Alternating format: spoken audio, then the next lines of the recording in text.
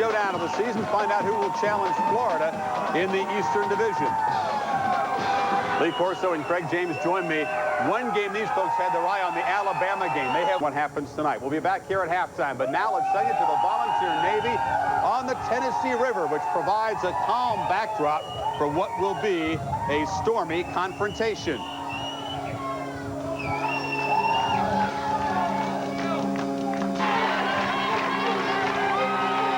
Thanks, Chris. The ball hawk and their quarterback, Peyton Manning, who provides confidence. Georgia linebacker Randall Godfrey wants him confused.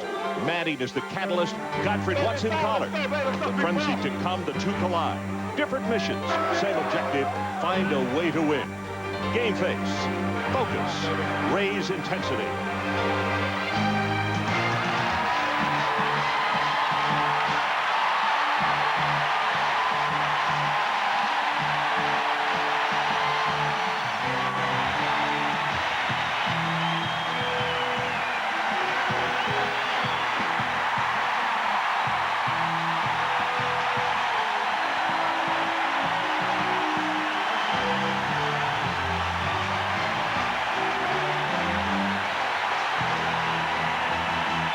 The hunter Godfrey, his last chance to stop Manning, to stop Tennessee. The hunted Manning in the swirling eye of this orange storm we call Neyland Stadium. Neyland Stadium, Knoxville, Tennessee. The Georgia Bulldogs and the Tennessee Volunteers, and not a ticket to be had for this one tonight. Hi, everybody. I'm Ron Franklin, along with Mike Gottfried, and welcome to one of the most special places to spend a Saturday night during college football that you can find. This is not a mohair jacket. It's the hair standing on my arm underneath. That's how inspirational it is.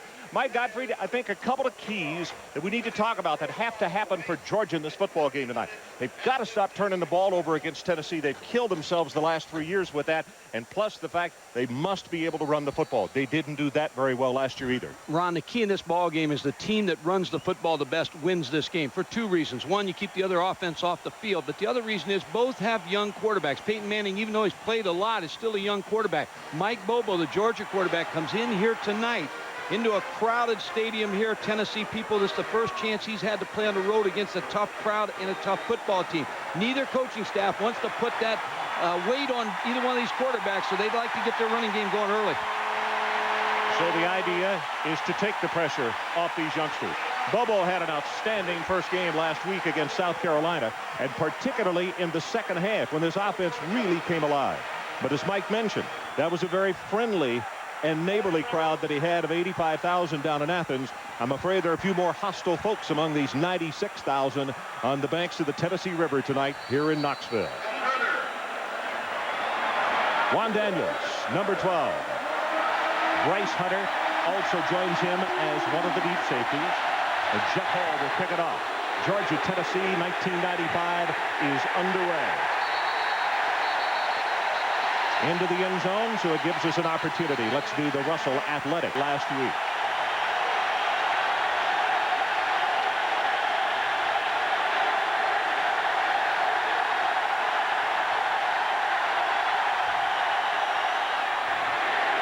First carry goes for 3, 4, and almost 5. And here are the starters on defense for Tennessee. Holds in their opener.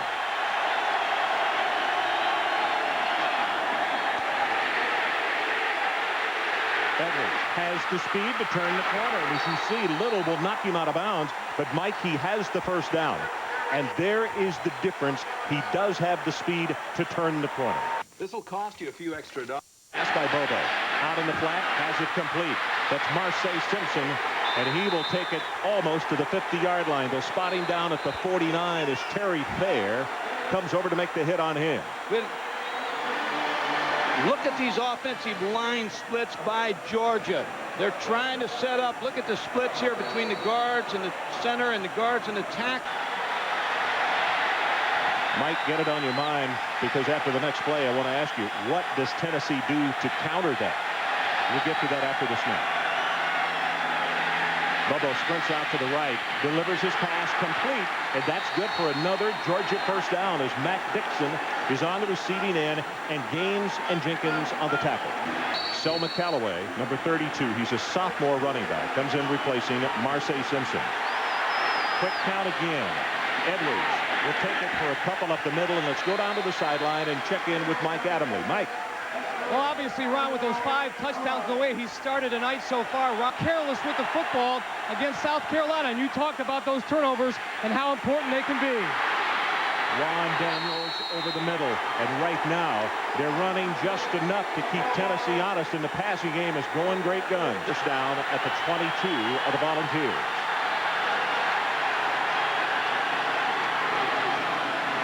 We'll go with Edwards. Good block at the middle. Has 5, has 10. Cut it off at about 13 yards for Edwards, as Leonard Little will make the stop along with Raymond Austin. But Robert Edwards, the junior from Tennille, is ripping apart the Tennessee defense. It's a 1st and goal. Edwards again. Off the left side. He will score. And the Georgia Bulldogs only need 3 minutes to put it in the end zone.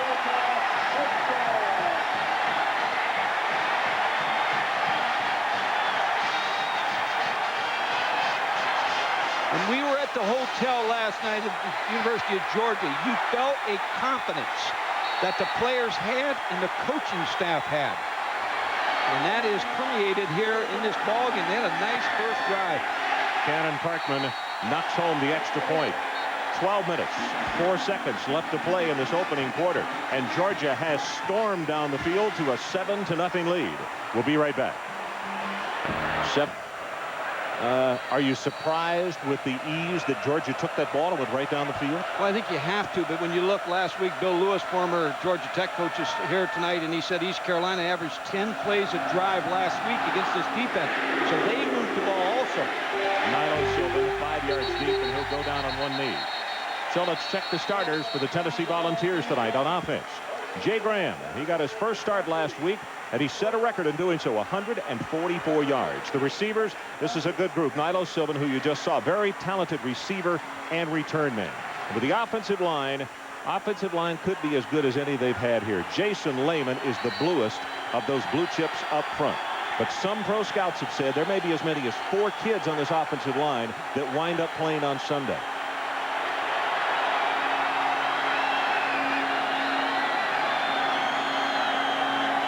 Manning, play action, slip screen.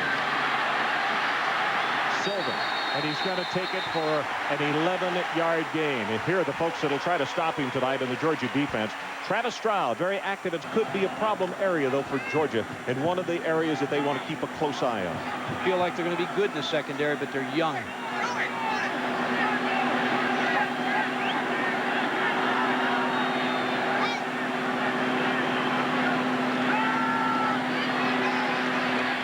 It over the middle.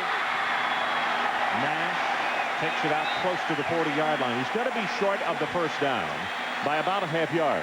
Ron, I've always said, and you've heard me say this almost every week, good teams want to answer a score.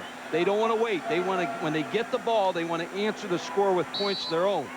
Peyton Manning, the young quarterback at Tennessee, coaches are telling me he studies the game more than any player they've ever had.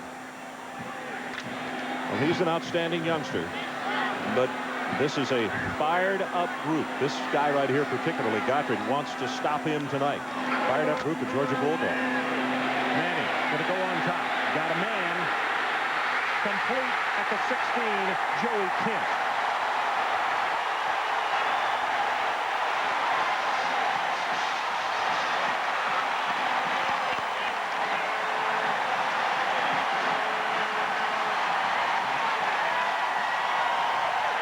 You watch this play now, you're going to see a one-receiver route. Nobody else is in the route. It's a play-action fake with just one receiver. They're going to get good protection. Everybody else is blocking. You got one man on a route on the post. You're going for the home run. Joey Kent with a great catch against Buster Owens. That's 45 yards. And then they come back with the running play for a couple of yards. Whit Marshall makes the hit on Jay Graham. We talked to Peyton Manning yesterday, and one of the things he told me, I said, the coaches say you study film more than anybody else. And he said, Chuck, no. He's quoting pro coaches. He said, he always said, pressure's what you feel when you don't know what you're doing. He said, I'm going to know what I'm doing. My dad's taught me work ethic and studying film. Second down line to make is the 6.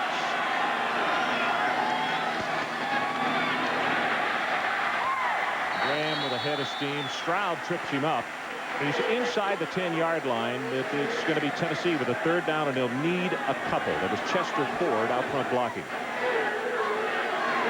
Mike, the other thing that has helped young Manning so very much in the summertime is that he told me on Thursday after practice that he spends time with 3 defensive backs that are playing in the NFL and a couple of wide receivers, Clarence Verdun and Troy Tellen, who live down in New Orleans, and every morning at 8 o'clock at Tulane, he's the quarterback. It has to help, just practicing with those players. Here comes the blitz. Manning avoids it. He's going to run. At the 5, he will score.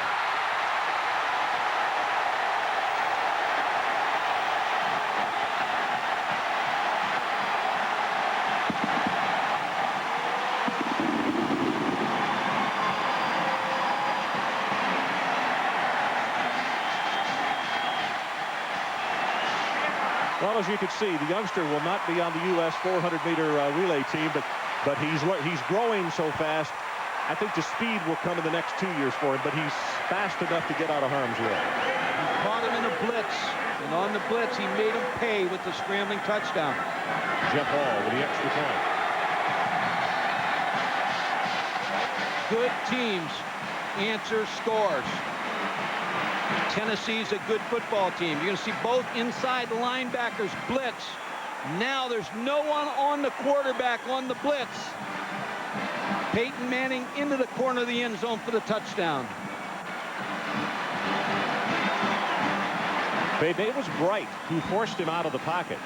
And he had plenty of mobility to get by him, and then it was a case of just scamper as quickly as possible into the corner of the end zone. He had a touchdown in last week's game as well. He did, and when you blitz someone, you cannot lose control and contain, and Georgia lost contain. I'm sure Joe Kynes, the defensive coordinator, will get the chalkboard out and say, when we blitz, we cannot let the quarterback outside, force him inside. You know, Mike, at this juncture, after these 2 offensive series, I think we need to pay tribute to both offensive lines because both have been outstanding in the first 6 minutes of this ballgame. And Tennessee's the most well-known of the offensive line, so I'm sure Georgia's Mac McWhorter has used that this week and said, hey, they think they're a good offensive line. Let's show them we're a good one. You always try to get the challenge out there for your different groups. Talking with David Cutcliffe, the offensive coordinator, upstairs here in the press box. Bryce Hunter and Juan Daniels back at a dual safety. Jeff Hall again. 8 yards deep, he will not return it. And let's check in with Mike Tirico. How are you this evening, sir? Doing fine, Ron. 1st and 10 for... We got a situation down here in Tennessee that 2 scoring drives tied at 7. Both were 8-yard runs. Both were 80-yard drives. And both took 2:56 to score.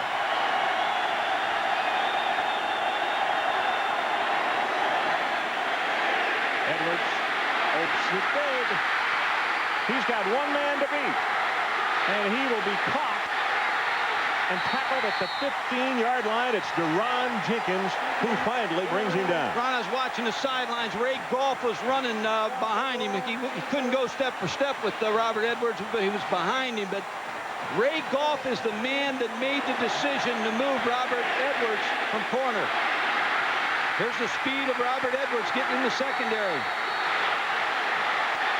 Deron Jenkins, a good angle, made the tackle.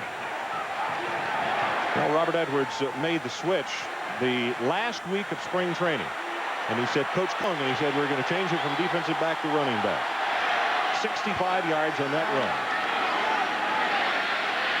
Marseille Simpson will take it for a couple down around the 13-yard line, and Bill Duff comes up from defensive tackle to make the hit on him. Head coaches have to make those kind of decisions because he was going to be a great defensive back, but 100 yards already. We got 8:05 to play opening quarter.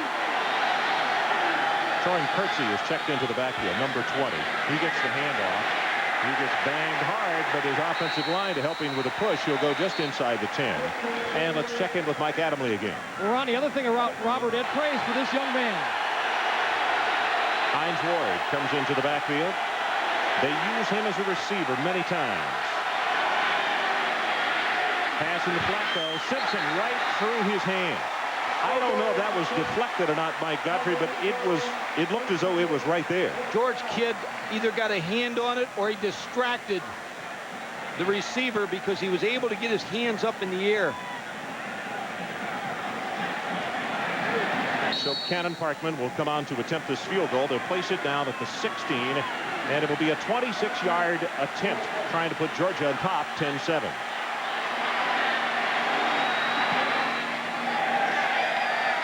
No problem for him. So let's take a break. The Georgia Bulldogs touched the football twice, and in the first 8 minutes they have scored a field goal and a touchdown. Right back.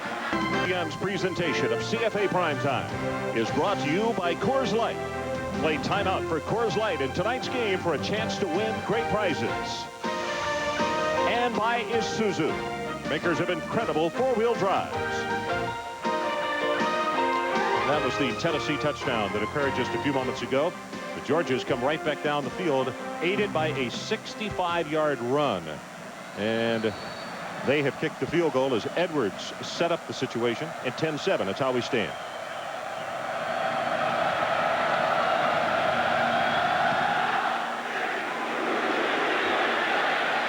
Sylvan, he'll get a chance to return it from the 6.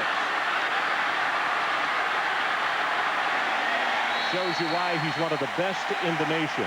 Reggie Smith on the tackle. It's a 25-yard return.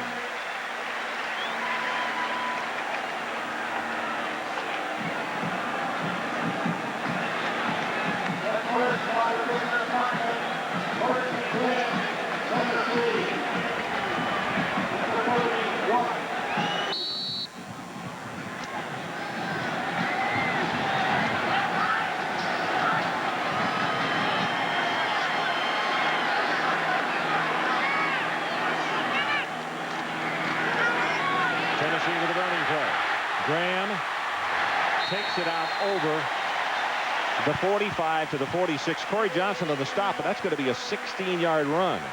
Ron, you like to give credit to offensive lineman Bubba Miller, the big center, the captain of this football team, 6'1", 285, with a big block on that play.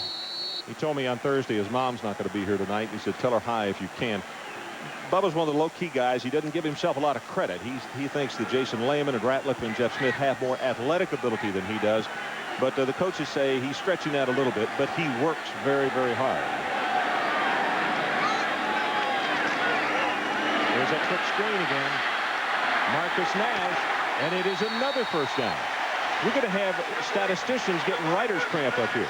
Another nice block by Nilo Sylvan. You're looking for receivers that block. Look on the outside here. Number 83, Nilo Sylvan, just reaches up, throws the football out. There's the block by number 83, Nilo Sylvan. Marcus Nash with the game. Well, you're talking about statisticians, defensive coordinators, headaches too. Oh, he just reached for some more of those extra strength pills. Got it complete at the 30. That's Nilo Sylvan. Looks for a block, and he's going to be corralled by Corey Johnson. But it is another, I think this is going to be a 17-yard gain by Tennessee. And these two quarterbacks are just having unbelievable opening quarters. Tennessee's spreading them out. They bring in a tight end to give them some protection. They've got nice protection for Peyton Manning here. They're not even getting close to him. He's set up. Good protection by that offensive line. Now here's the gun. Peyton Manning has been real impressive here. Nilo Sylvan with just a curl route. He makes you miss after he makes the catch. Under 6 minutes remaining opening quarter. Graham cuts it back, breaks off the tackle. That's terrific balance, and he's going to wind up at the 18. Corey Johnson again has to come up and make that hit. And David Horn, the tight end, with an outstanding block. You talked about David Horn, the tight end, and what Tennessee's trying to do is spread out this Georgia defense. And David Horn, the tight end, is going to come back and trap right here. There's the trap block, opens it up for Jay Graham.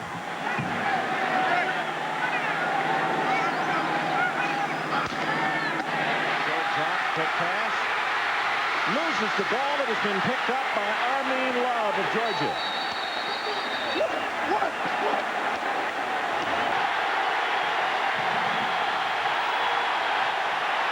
The way this game's going, Mike, this is almost like a break and serve.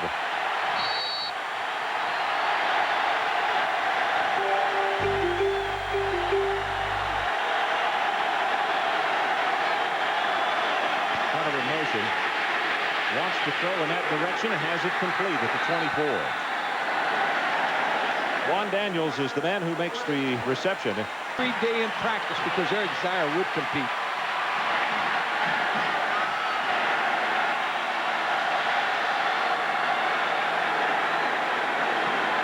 Straight ahead with the handoff. Some of the crowd thought that Selma Callaway moved too quickly, but he went back in a stance. Yeah, he was able to get back set. But last week in the game against South Carolina, Georgia did not run their fullback. Most of the time, 90-some high percentage, he's going to take you to the football.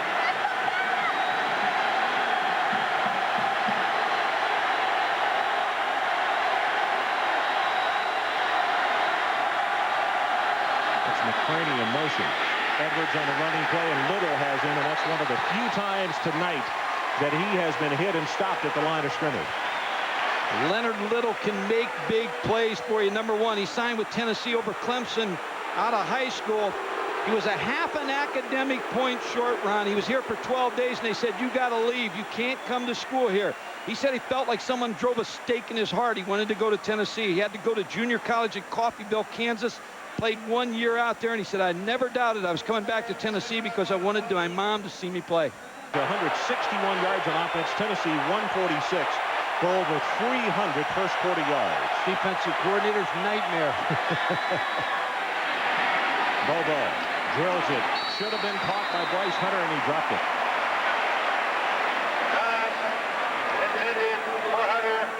This has been our story in the ball game so far. And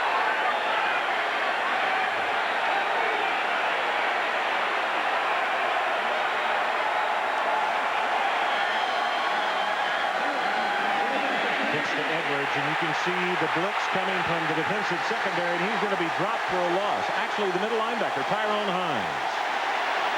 And Mike Tirico, let's check back with you. Ron, it's McDonald's break. A scrimmage for Auburn tonight, 7-0 early.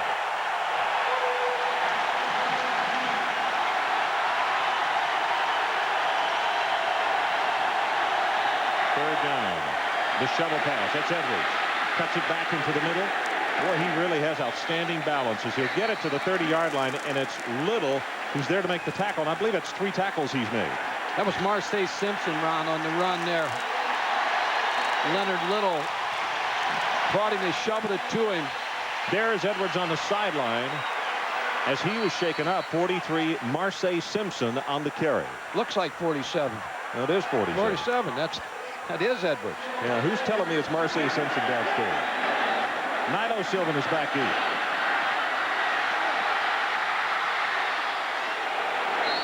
Larry Brown collars him with a head-high tackle. 47 yards in the kick and 10 on the return. So Edwards undoubtedly got rung up on that last play. Almost looked as though that maybe if he had kept it to the outside instead of cutting back to the middle, that he had a better chance. Yeah. 1:49 left opening quarter. Georgia 10-7.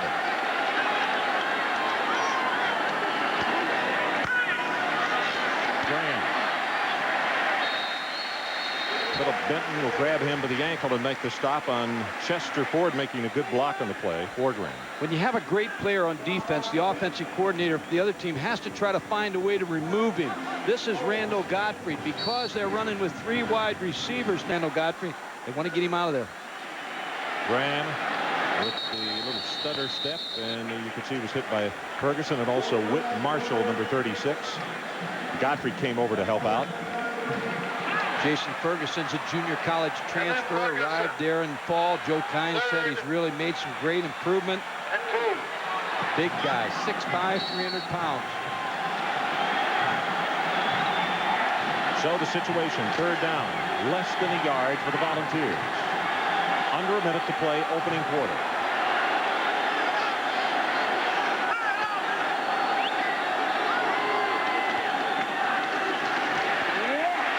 Graham with the hurdle, and they choose to go behind Lehman, Peterson, and Bubba Miller. Randall Godfrey's down on the bottom of that mass of humanity. That's not a bad choice. 6'6", 286. Lehman, 6'3", 270. Peterson. Randall Godfrey with good penetration, making the hit on Jay Graham.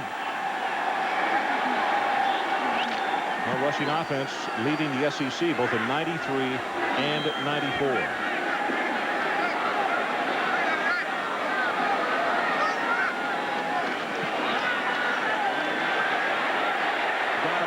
Streak route, just overthrown Joey Kent, and that's a very difficult pass to throw. Got to be perfect. It is, and but the impressive thing to me is tonight so far that Peyton Manning's making every read right. You're talking about a young quarterback's only a sophomore, and they have so many weapons, Ron, that they can run the football, that big offensive line. And you look at his pass chart, everything under 15 yards he's hit. He hit that big post down the middle, one-on-one. Just missed that one on the outside, but he's been near perfect. That's his first miss. Near perfect.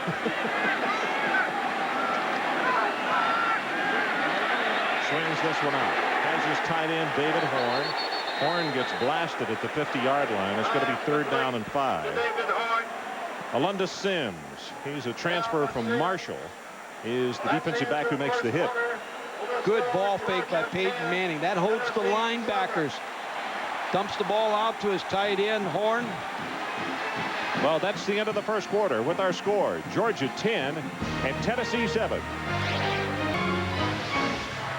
Robert Edwards shaken up. They put some tape on top of his shoe. Here are his numbers. 98 yards. He had the loss a moment ago, which took him from over 100. And Mike Adamle, what do you have for us on the injury? Ron, the word right now on Robert Edwards, a sprained right knee on the ensuing kickoff, so he too could be doubtful. Boy, and the special teams for Georgia have really been outstanding. Manning throws it complete inside the 40. It's Marcus Nash. Good for 12 yards. It's pitch and catch for Tennessee right now. They're spreading the field with their different formations. Peyton Manning sitting right in there, reading the secondary like a veteran. Finds Marcus Nash on an out route right in front of Kirby Smart for the big completion. Kirby Smart had 3 sacks last week for Georgia. They use him as an extra defensive back from time to time. This running play stopped by Travis Stroud as Graham, who had 144 yards last week, off to a good start tonight, but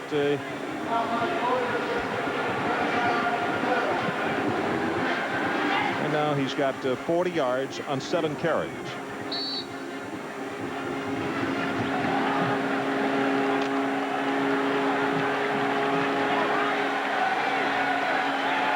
Ronnie Pillow comes into the backfield. Number 3, a sophomore from Columbia, Tennessee.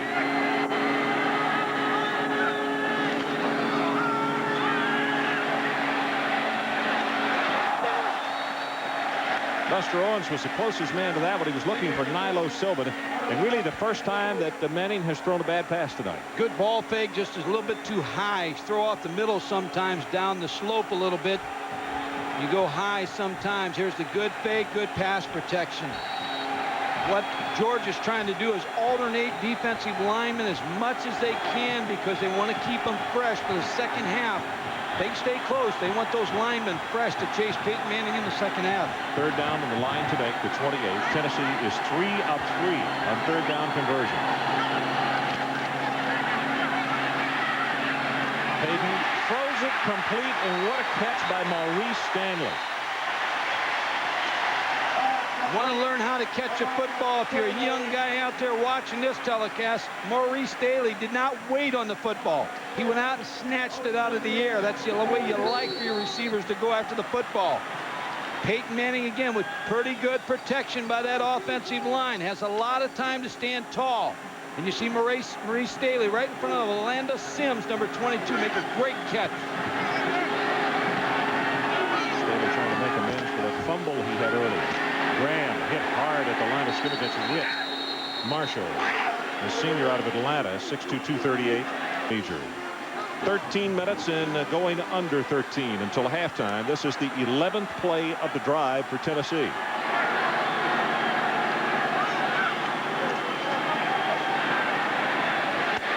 All alone on the short side of the field is David Horn, his tight end.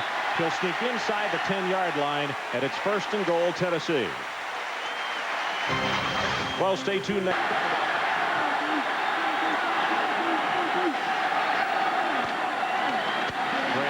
the right side to penetrate the 5-yard line. Did a nice job by Jason Ferguson, the junior out of Nettleton, Mississippi, a defensive tackle, making the stop on him. You're running behind Jeff Smith, number 74, the right guard. Leslie Ratliff, the right tackle, 75. Good movement that they get. There's number 36, Whit Marshall, making the first contact on Jay Graham. This offensive line combining for 134 starts. And the great thing about that, Ron, is they're experienced. They know the calls. They know what they're doing.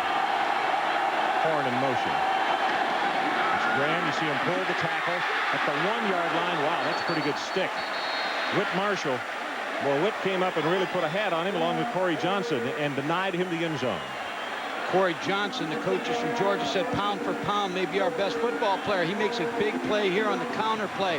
Number 74, Jeff Smith, Leslie Ratliff, 75 on the pull. There's number 27, Corey Johnson, with a tackle that saved the touchdown.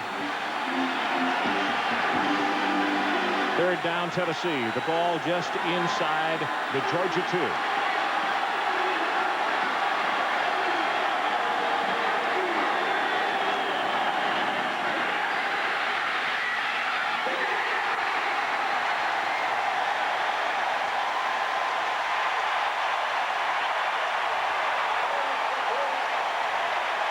Pillow on the receiving end. Mike, that is an extremely difficult play to make going against the grain. Excellent job by Peyton Manning. And you were talking about his speed, but let me tell you something. His speed is fast enough.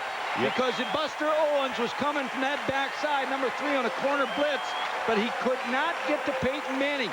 Some quarterbacks have a feel of where the defensive guy is. It looked like Peyton Manning had an understanding of when he needed to throw that football to Ronnie Pillow. Jeff Hall.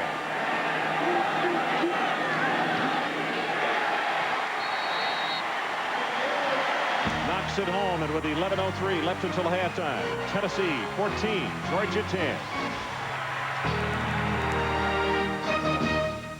Of CFA Primetime is brought to you by American Honda, who's been making quality automobiles in America for the past 12 years.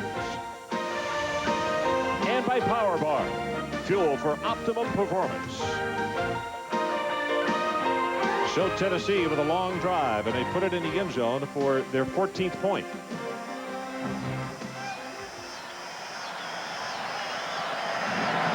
Again, Hunter and Daniels back to receive the kick from Jeff Hall.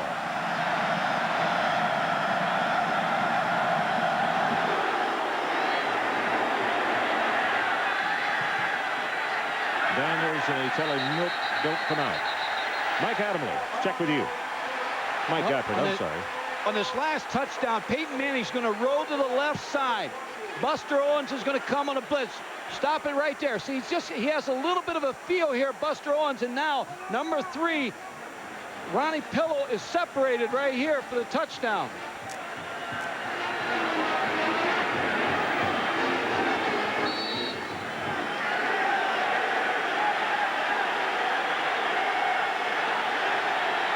So Mike Bobo, his team scrimmaging from the 20-yard line, trailing by 4. Edwards back on the lineup, and he'll take it to the 29-yard line. Corey Gaines will make the hit on him. Mike Adamle. Well, Ron, not since Bo Jackson and before that Herschel Walker, as a player from the South, dominated the covers of the preseason football magazines like Peyton Manning. You see him, Athlon, Sporting News, the regional cover of SI, Football Time in Tennessee. One wonders if it's too much too soon. He is clearly the apple pie here in Knoxville, but he's also humble pie. He's really embarrassed by all the attention, and he says he's not worried about his head getting too big because he's got teammates like Bubba Miller to keep him in check. Good defensive stick by Tyrone Hines. I can answer that too much too soon. No. He is as impressive tonight as any young quarterback I've seen in college football. He's only had a quarter and some few minutes here in the second quarter, but Peyton Manning has played about as well as you can ask a quarterback to play tonight.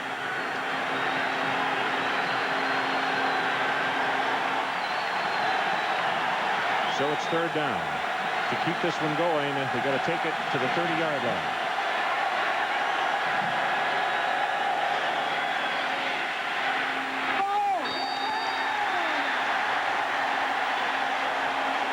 Ward is who he wanted. It looks as though they had confusion on what route was to have been run. I think you're right, Ron. I think they busted the route. Looked like it was Mike Bobo was expecting a deep comeback, and Hines Ward took off down the field. They just did not get together on the route.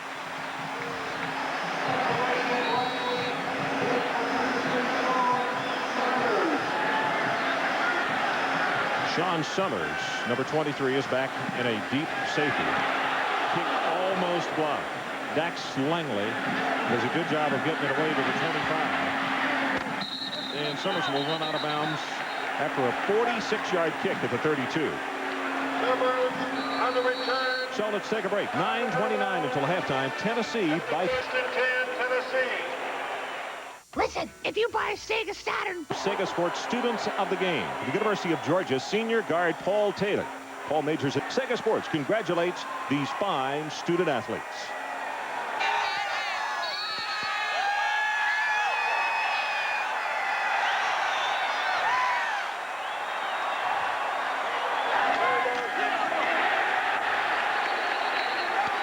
Graham is met at the line of scrimmage by Keith Drayton. And this is a guy that Ray Goff talked a lot about last night. Stroud will still be the starter.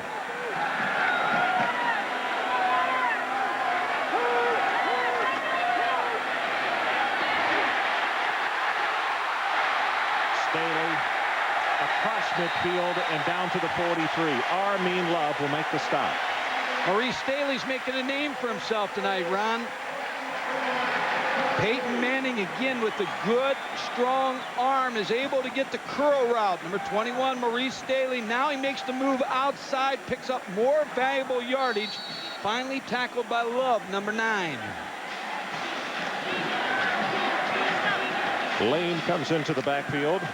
Eric, a junior out of East Orange, New Jersey, 6'2", 217. Where's number 5?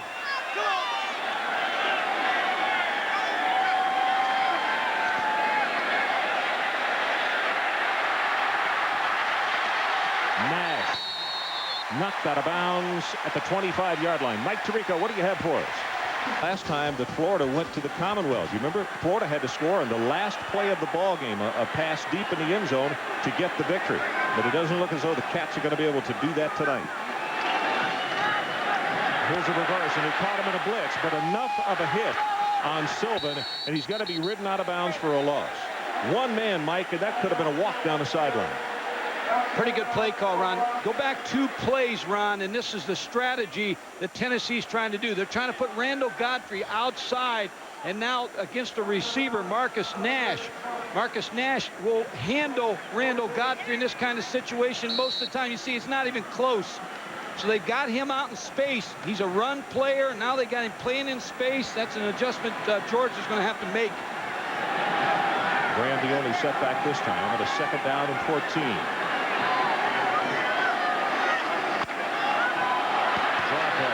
Nice identification there. As quickly up to the hit as Randall Godfrey. Coordinator. And he really likes this defense. They're no longer a read and react. They're attacking. And he just smiled last night when I asked him that question. Do you like it? And he just beamed. Yes, he does. Godfrey coming up the middle on the blitz. And somebody moved as flags go down. He said, this is worth the effort. I wanted to come back to the University of Georgia. Well, the kids really believe in him, and they're playing hard for him. Georgia faked the corner blitz, and then they stay at home. Manning steps up on top, and the defensive back had stopped the receiver. Buster Owens did a good job on Sylvan, and he was just knocked out of his route. Joe Kynes is Randall Godfrey's 3rd defensive coordinator. Benyon to punt, and it's Chris McCraney back deep. Trying to get this one high and get it to go dead at the 1, and it takes a Tennessee bounce.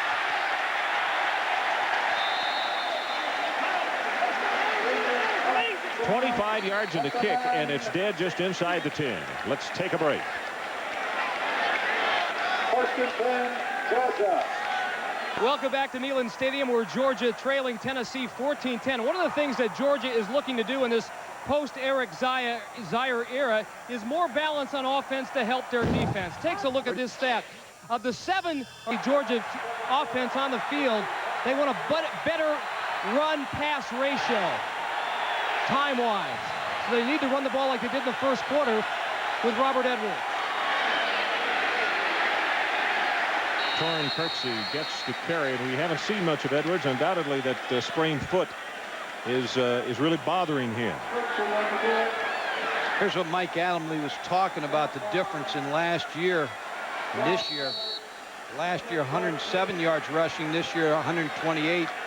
You know, Mike, I remember we counted up as we left the stadium last year. Georgia's defense was on the field in this game 91 plays. You're exactly right. And remember you said you can't win in any league leaving your defense out there that much.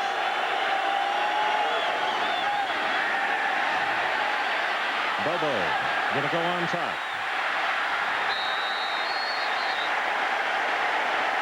Terry Fair came back and hit the football. What you want if you're Ray Goff, you don't want to drop too far behind to make Mike Bobo have to win this game. Now, the injury to Robert Edwards has really hurts Ray Goff's football team. Yeah, it really has. Third down. And to keep this drive going, they need to take it to the 19.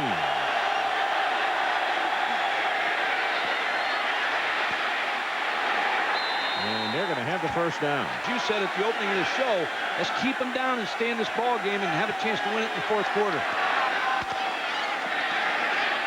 Bobo in the flat on the other side. And Boy will have the first down of the Georgia Tech game, and he played. And he said that really helped his confidence and the confidence of his teammates that he could do the job. Said he had his jacket on. Never thought he was going to go into the game, so he didn't really have time to worry about it. Probably the reason he played so well.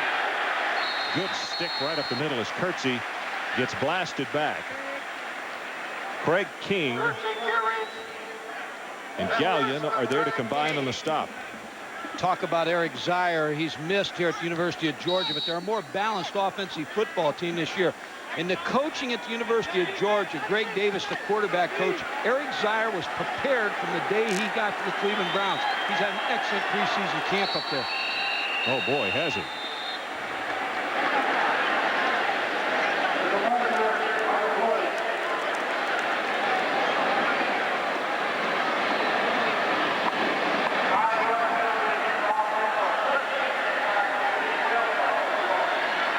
Just feels so much confidence in his Georgia football team this year. And I think it all centers around this man, Ray Goff. Mike Bobo said last night, Ray Goff told him, he said, hey, they start booing, they're booing me. They're not booing you. And Mike Bobo said it's the feeling of all this football team that they want to win, but they want to win for Ray Goff as much as they want to win for themselves. Well, they're confused right now, and Goff has gone out on the field and said, let's call a timeout. So it's going to rain here in Knoxville. Not heavy, but just a little shower. And the forecaster said that that was definitely possible late in the afternoon. 5-yard penalty assessed against Georgia a moment ago for illegal substitution. They broke the huddle with 12 men, one coming off the field. You can't deceive the defense, and Al Ford and the group caught him. Bobo hit from behind, and he's sacked by Shane Burton. I think Mike Bobo made a good decision there, Ron. His protection broke down, but the route was well covered. He could have put the ball up and maybe you've gotten it picked off. Pressure's coming from the outside. Shane Burton, number 84, just beats the block. And then Troy Stark, 75, sacks Mike Bobo. But a good decision by Mike Bobo not to put it up in the air. First time that he's been sacked tonight, and it's third down. They got to take this one all the way out to the 47 to hold on to the football. Hit just as he unloads it. That was Leonard Little running after the ball, but it was Steve White who separated him from the football. We talked earlier about the big line splits. Tennessee's taking advantage with some good moves. Down lineman moves, blitz, running linebackers through and taking advantage. Steve White is a playmaker. Quick, good size. Here's the move. Comes inside from the backside, beat Rusty Beatles, number 70.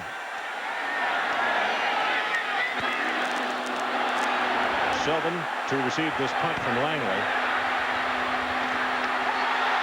Gets by one. And now here comes a late flag in. 45 yards in the kick. Buster Owens downfield to make the stop, and it's 13 on the return. Thursday evening. We'll go watch Michigan practice this week on Tuesday and then head to Lawrence, Kansas for that ball game. I'll meet up with you. Graham Takes it to the right side. Almost has 5 on the plate. Greg Bright will trip him up. Now rushing yards, Georgia 109 and Tennessee 59. It quieted somewhat. First quarter, they were absolutely going crazy up and down the field. Well, we're missing Robert Edwards. After he left the football field, Georgia could not run the ball anymore successfully.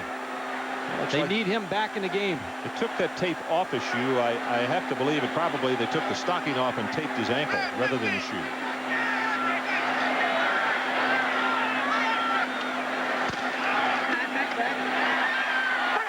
Joey King. And now one flag and a second flag. Sims and Corey Johnson were out there. And let us wait and see.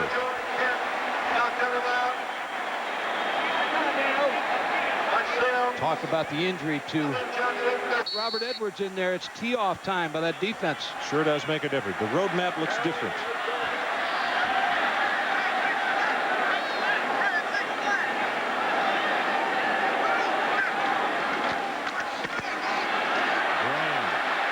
Block from Eric Lane to pave the way, and he's close to the first down. And let's check in with Mike Tirico. Michael, what do you have for us? Well, Ron, in about 2.5 minutes, we'll have the GMAC halftime. Ron? Okay. Well, I know that Spike Dykes would love to have had that win, but it has been a strong start for the Southwest Conference this year. SMU, Coach Rossley and his club with an upset of Arkansas last week. Pass over the middle, just beyond his fingertips. Marcus Nash planed out, couldn't hold on to it. Working against Randall Godfrey again, number 42, trying to keep him out in space, trying to make him play pass defense. Bubba Miller with a good pass block on that play. Here he is again, number 42. They got him out in space. Marcus Nash, number 12, is going to work against him. That's the kind of work they want all night. Tennessee will take that every play.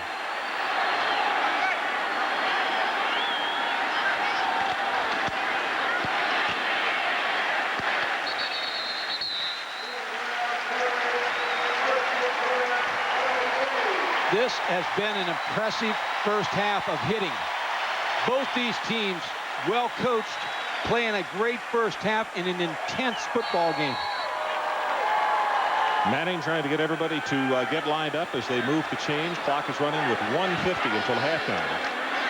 Back to the sideline, and Horn is just unattended out there.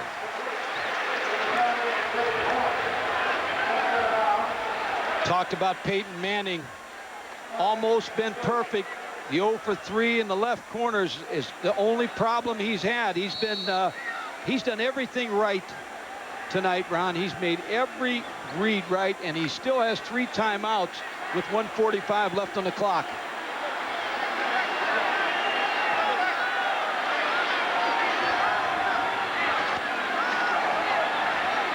Goes the sideline route. Woo. Greg Bright was closer to the pass than was David Horn.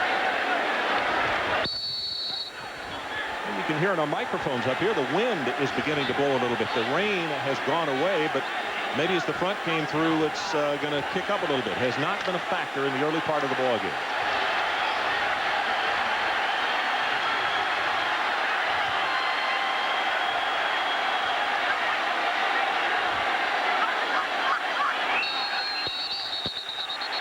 They go with 3 rushmen and an extra defensive back.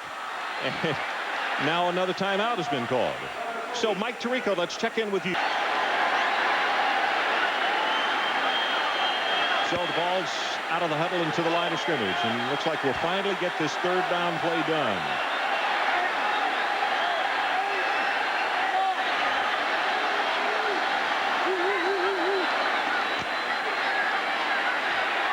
Over the middle, he's got him.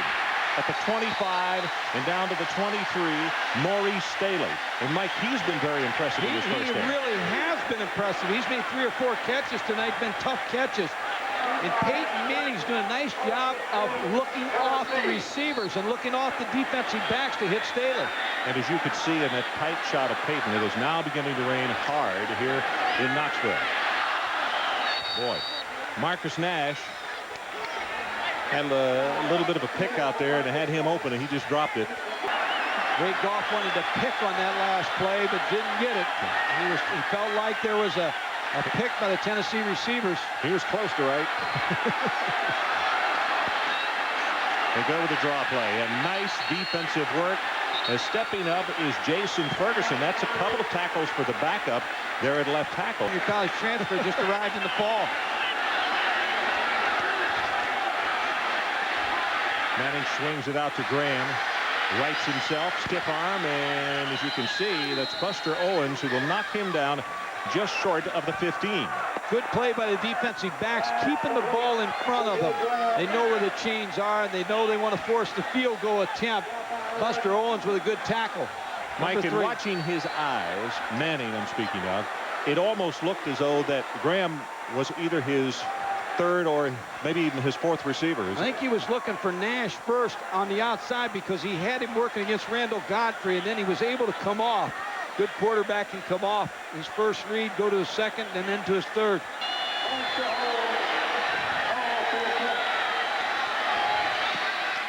Gets a good pass, and he knocks it home. 32 yards in the field goal. But Tennessee goes on top 17-10. Michigan Shimanga Biakabatuka storms Beantown next Saturday. I'm not sure Mike can say it either. Oh, he can say anything. Mark Hartzell, really, the quarterback Boston College, had a great night against Virginia Tech. Probably couldn't have played any better that night. 7 seconds left until intermission. Volunteers by 7.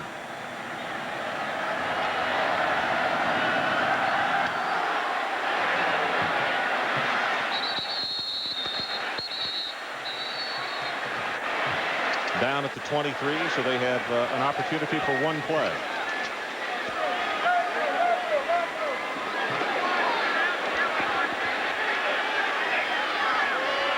Georgia in tight, and Bobo will just take the snap and go down on one knee. So that is the end of the first half with our score.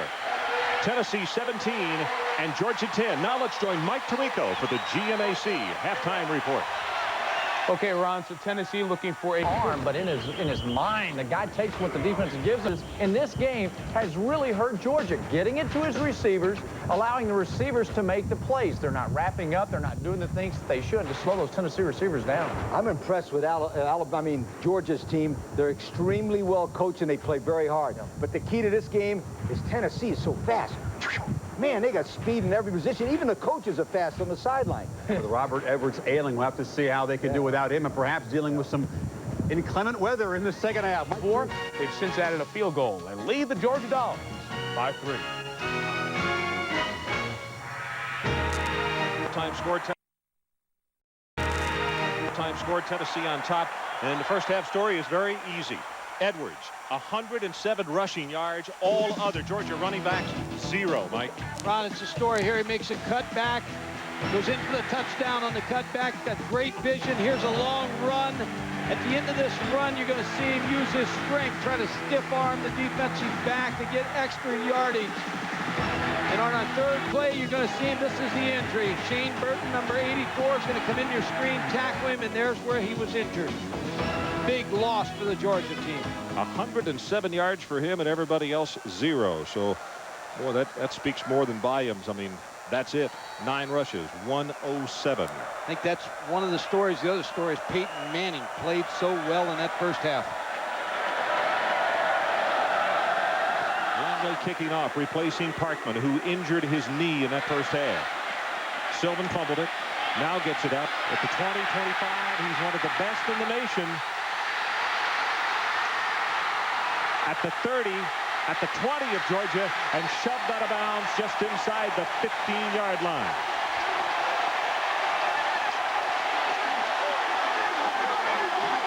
$83 yards on the kick return.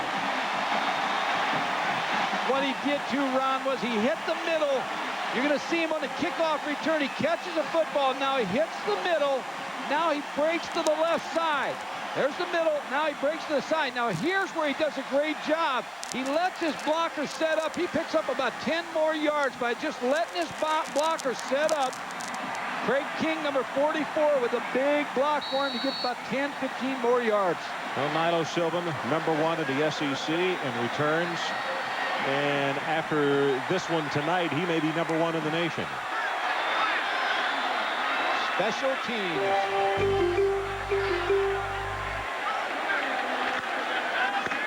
Graham to the left side. Tripped up. That's a nice job by Greg Bright to make the stop. And let's check in with Mike Adamle. Well, Rod, as we said in the first half, he has a sprained midfoot on his left foot, Robert Edwards.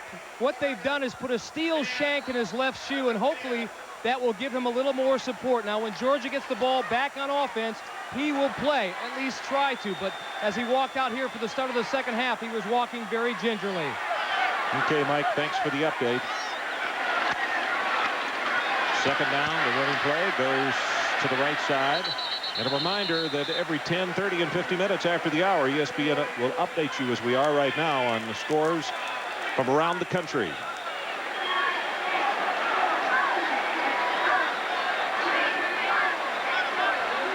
Opening minute of play in the second half as Nilo Sylvan just exploded. And Mike, how many times have you seen it on special teams where a guy will fumble a ball and the return team will kind of break down for a moment rather than stay in their lane? They just relax a little bit. And Ron, on that kickoff return, Buster Owens, #3 from Georgia, defensive back, was hurt, so he's not in the ball game. Number 22, Alonda Sims, takes his spot. Well, Tennessee's had to call a timeout because they had confusion. Wide receiver was lined up wrong. We'll be right back.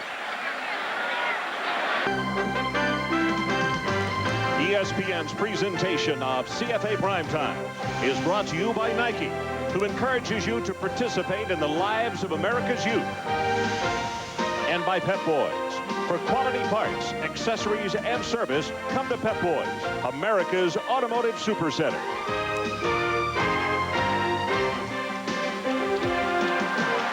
Well, Tennessee called a timeout. It appeared as though that Joey Kent, they wanted him over on the right side, and he had lined up on the left. So they didn't want the 5-yard penalty, and thus with the third down, they called a timeout. Pressure coming up the middle, out of the backfield, threw it a little bit quickly to Ronnie Pillow, but he had pressure on him, and Manning had to get rid of it. Good call by Joe Kynes, defensive coordinator. He brought Randall Godfrey, number 42, his playmaker and his All-American linebacker. He forced the play. Peyton Manning looking. There's Randall Godfrey just in his face enough to cause him to throw the ball away.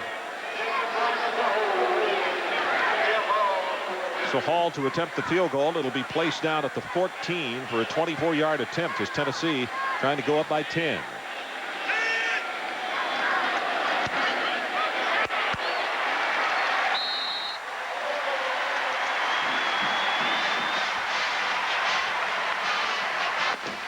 So Tennessee on top now by a count of 20-10. Out in the Rockies tonight. See if Colorado State can pick up where they left off last year, where they had an extremely good season under their new head coach. Sonny Lubick, they're going to have to really handle Coy Detmero. He looked very experienced in that first game against Wisconsin.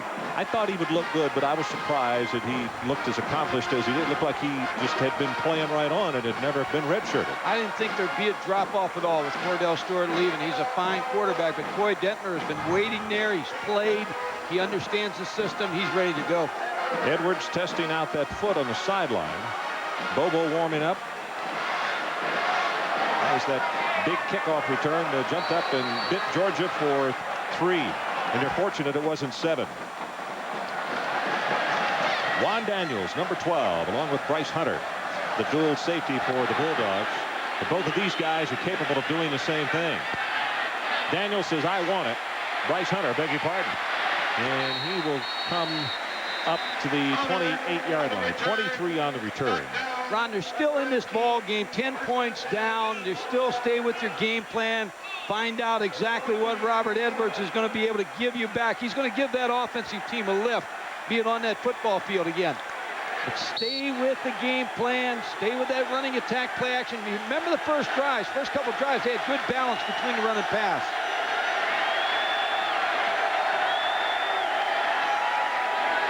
Edwards, we'll see if he didn't get around the corner quite as fluidly that time.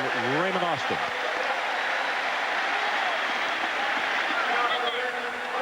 Looking at his injured foot, left foot, looks like he's limping a little bit. Robert Edwards has the corner, but Raymond Austin, number 28, free safety, a really aggressive free safety, is able to come up and make that play, save it to about a 3-yard gain.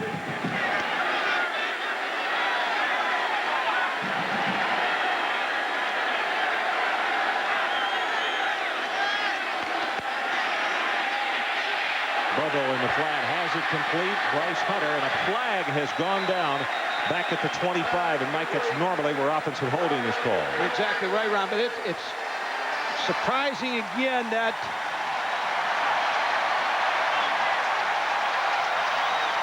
as you look at Mike Bobo, a little more confident with Robert Edwards back on the field. But that's, again, the balance that they want to get. Run, pass for Ray Goff.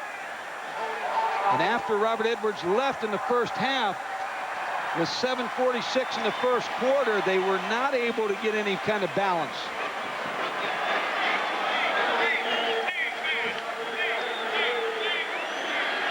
Dixon has come into the lineup. The new line of scrimmage is back at the 15. So the situation is second down, and they need about 23 yards.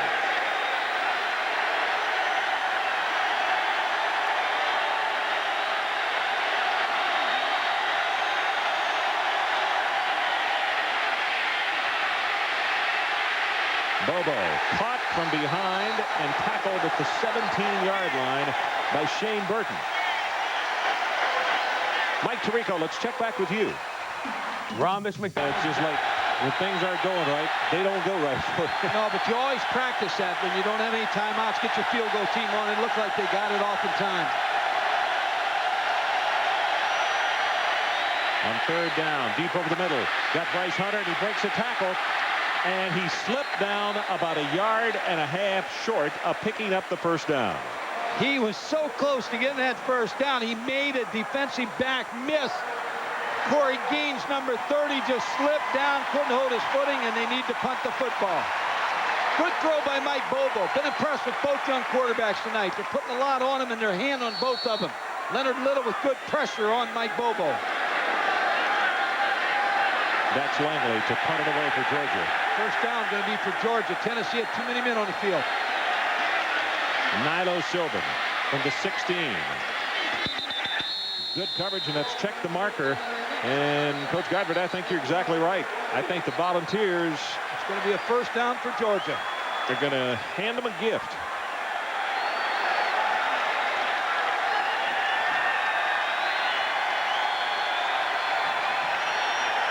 Substitution infraction by the defense. 5-yard penalty will make a first down. So the Georgia offense comes back on the field. Philip Fulmer, I would imagine, steaming underneath that hat a little bit because they've had a little lack of communication tonight. That's the coaching error that you don't want. I mean, you don't ever want 12 men on a football field and give somebody a Christmas present wrapped up like that one.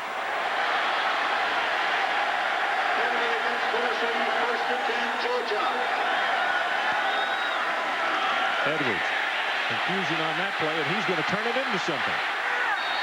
Tackled at the 44 by Gallion. Leonard Little is the fellow who penetrated and kind of fouled up the play a little bit. Well, number 47 has the most important left foot in Georgia right now tonight because everybody wonders if he's going to be healthy enough. Scott Gallion makes the tackle, but you're right, Ron. He made that happen. First of all, it was a botched handoff from the start, but he was able to pick it up. Now the running game opens up the passing game for Mike Bobo. Just the threat of Robert Edwards being on the field. Draw play to Edwards. He broke the tackle as Brown hitting first, and now here's 1, 2, 3 flags coming down at the 42. Sanders finally stopped him. Hines Ward going to be called for blocking the back. You can't make those kind of mistakes on the road.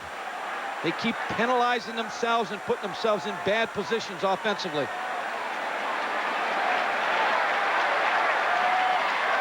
Blocking the back by the offense, 10 yards from the spot of the foul. Still second down.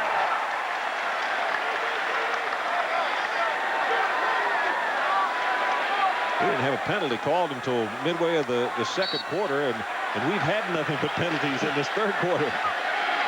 Well, that goes when you brag on them.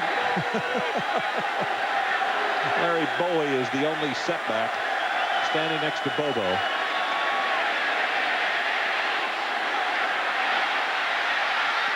Tip, and he caught it. Ron Daniels came down with the football. Ran a go switch on the outside.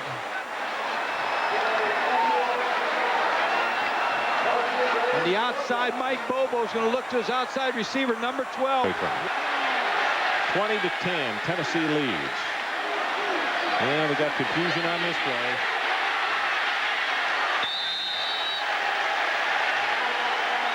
The only one that could have caught that's the official, but Leonard Little caused that whole mess. He is rushing the passer relentlessly, number 1 for Tennessee. Mike, I kind of wanted to start humming the old Supreme song, "Nowhere to Run To, Baby, Nowhere to Hide." Whoa. Second down, line to make is the 24. They like Bryce Hunter as the inside receiver on this play, working him against the linebacker.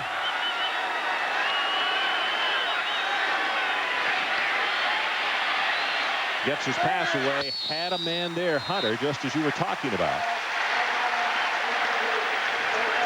Just threw it too far, Ron. Had him open on the corner route.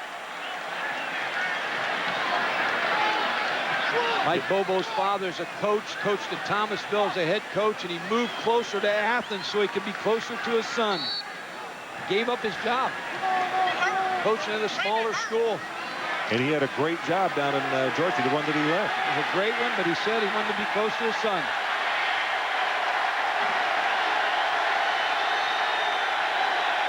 Third down.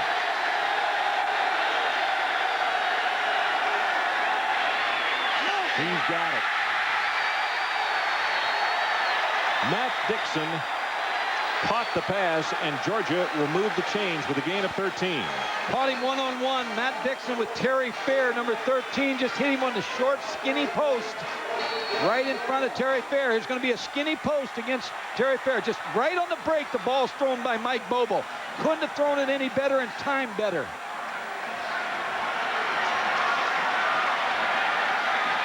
Big drive for Georgia, Ron. Kurtzy gets the handoff, takes it right up the middle. He'll squeeze it for a couple. And Mike, is an old disc jockey, I want to make sure I get this right. I'm standing there saying that's not the Supremes. It's Martha and the Vandellas who saying nowhere to run to, nowhere to hide. Enough already. 20-10, Tennessee leads with 8:40 to play, third quarter. Robert Edwards out of the ball game again, Ron, in this late drive here. Kurtzy gets the handoff, and behind just a host of blockers, he takes it inside the 15. Leonard Little is down there on the bottom of that stack. So it's going to be third down, and the Dogs need the 11-yard line to keep it alive. You're looking upstairs as a coach right now. In that last play, Mike Bobo gave that ball off to the halfback, but he was wide open on a naked. So if somebody up here looks at that, they're going to dial that one up a little bit later where Mike Bobo can come out, make that fake, and come out with the naked play and throw the ball.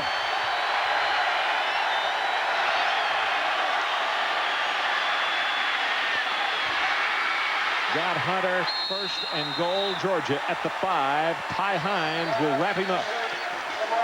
I know I keep saying it, Ron, but I'll tell you, these two quarterbacks tonight, when you started the ball game, you wondered how much they were going to be able to handle. Hey, they've handled it all. They've attacked this field. It's in their hands now. With Robert Edwards hurt, it's in Mike Bobo's hands, and it's been in Peyton Manning's hands all night. But Mike Bobo has been impressive. Two sophomores that they're going to be around for a while. Yeah, show more than their years as far as poise and experience. Edwards back in the lineup, number 47. Tries to get around the corner, and they will stop him at the 2. That's Raymond Austin, who got out there to make the hit on Robert Edwards.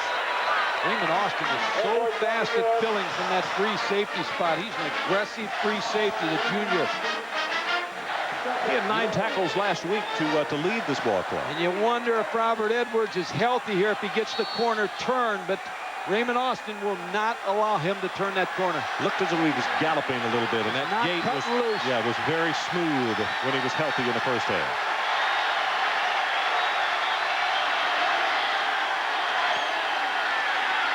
Edwards skyward, touchdown Bulldogs. Just his presence on the field helps that entire football team of Ray Goff. They're excited on the sidelines. They know that he gives you a chance on offense to make the plays. Gutty effort by Robert Edwards. Good blocking by David Weeks and Paul Taylor up front. And just like that, with just over 7 minutes to play in the third quarter, Georgia right back in this one. Langley to attempt the extra point with the injured Parkman. And he got it. So as we head to break, one more look at the touchdown by Robert Edwards. It is Tennessee 20 and the Georgia Bulldogs 17.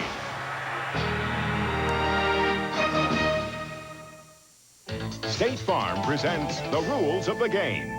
We're talking about fumbles. In this play, the defense recovers and advances a fumble. Is this legal? As soon as a State Farm customer calls with a claim, I'm right on the phone to our claims center. We work as partners.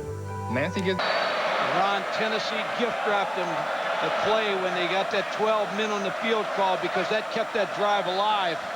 Now this is Langley kicking off because of the injury to Parkman. He did not get it deep enough to go in the end zone, and Sylvan got a return last time, and he's going to try again. Better job by Georgia on that return, but 28 yards on the return. Mike Adamle, let's check in with you. Well, another word on Mike Bobo. Remember last year, the Georgia games, we covered how tough and how resilient Eric Zier was, how he'd get up, dust himself off, and come back. Well, Mike Bobo has those same kind of characteristics. He's taken some tremendous shots from Shane Burton, Leonard Little, and company, and he gets right back up. He's every bit as competitive as Eric Zier. He learned from the master, Mike Adamle, because Eric Zier, I'll tell you, he played him every play the same way. Pass out of the backfield, tipped, and it will go incomplete. His Horn turned around and tried to make the reception. He was tipped by who else? Godfrey.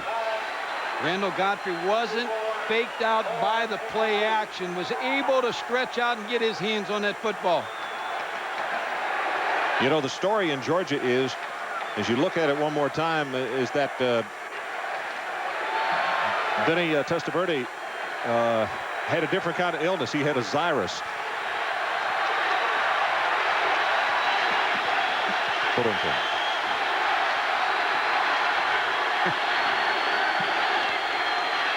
Swings it out of the backfield.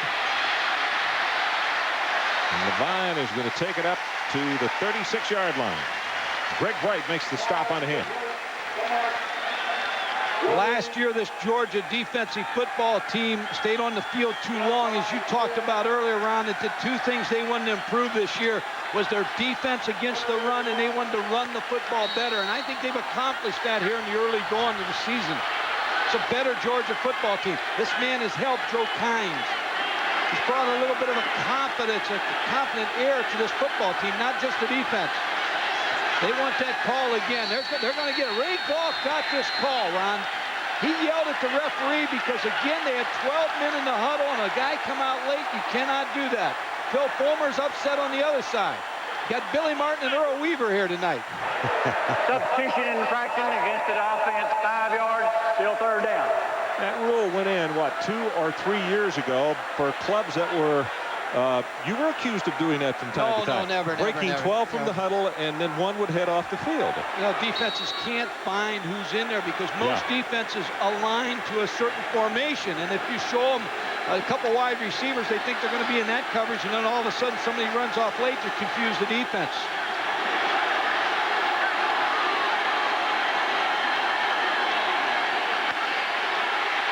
Manning sacked back at the 15-yard line.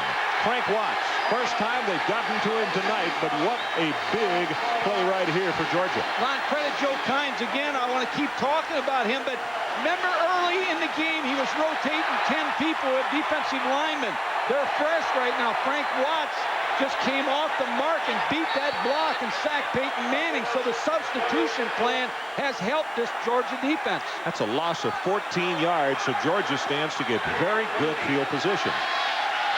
Binion to kick it away, and Chris McCraney, who had a 41-yard return last week against South Carolina, is the man who's back to receive it, and he's going to get one on this one. So let's take a break. 5:29 left in the third quarter. Tennessee 20, Georgia 17. It has pulled back to within 3. Coy Detmer and Ralphie on a rampage. Right after this one.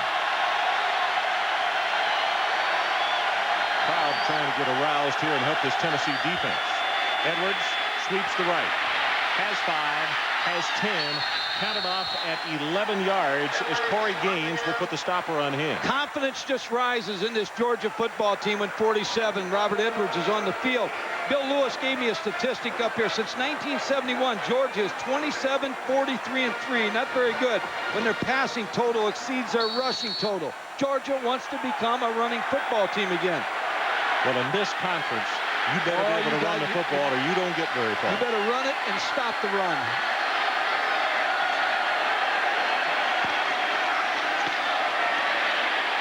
Edwards on the cutback. 3 at the 30 and goes down at the 23-yard line. Mike, was he tackled or did he go down because of that injury? 25 yards in the play and he is still down.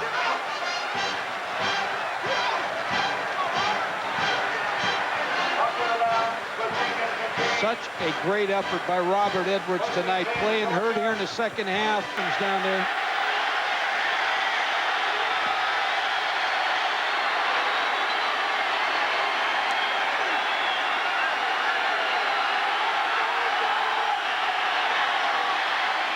Bowie out front blocking. Gets his block, and Kirksey just tripped up. Gallion got enough of his ankle to knock him off balance. I've talked about this all night, but when he's not in the field, Tennessee plays differently on defense because the threat's gone. Now, obviously, Torrin Kirksey's a very good tailback, but he's not Robert Edwards. And when Robert Edwards is not on that field, that Tennessee defense gains some confidence also, does a little bit different, challenges that Georgia offense a little bit more. Randall Godfrey, always the team guy. He cares tremendously. He's back checking on the wounded tailback. Bobo for the end zone, and it's caught for the touchdown, Ron Daniels.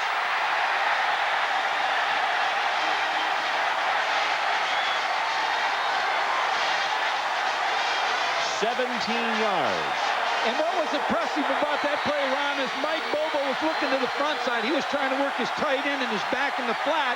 He came off of a late, found Ron Daniels, put it right there where Ron Daniels made a great catch on. This Georgia football team is an improved football team from last year. Langley with the kick, it's good, and now here comes a late marker in. It's going to be procedure. Zaire, and Mike Bobo comes right in here and doesn't miss a beat. Langley doesn't either. He knocks it downtown, and there's a timeout on the field with 4:14 left to play in the third. We'll hold it right here as Georgia has gone back on top. Mike Bobo, you see, was looking to the right side. This comes out like he could come down with another one. You're right. He was inside, mistimed his jump, and the result is 7 points. We talked about the Tennessee offensive line. Give credit to... That's what Georgia needed. Talk about answering the score. Peyton Manning's up to that challenge. His Tennessee offense hasn't had a real clean second half offensively yet.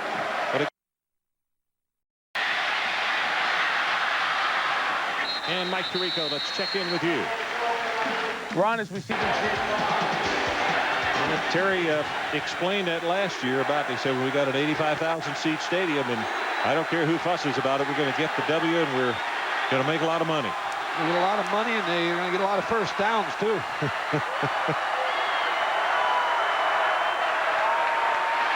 Manning all day. Has it complete. Wow. There's your hit of the night. Good heavens, Godfrey just unloaded on Marcus Nash. That's what you expect your great players to do. Make plays like that to ignite your defense. Randall Godfrey on Marcus Nash, number 12.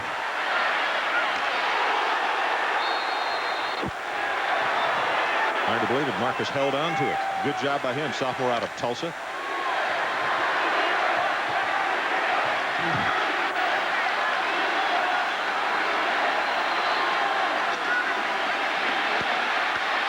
Running play for 6, 7, close to 8. Armin Love on the stop, but Graham will have the first down. And Tennessee will move the chain. This substitution plan of Georgia on defense and what they're trying to do on offense. Last week, Georgia trailed South Carolina 17-7 in the third quarter and just took over the game in the second half. They trailed here 20-10 and look like they're getting a second breath here also. Good substitution plan by Ray Goff. Graham, good cutback. 5, 10, 15. Counted off with 22 yards on the run. Corey Johnson made the stop. Armin Love also helped out. One of Steve Marshall's offensive linemen, Trey Peterson, number 73, came off the mark and had a good block. Now they're going to say officially 22 yards on that carry.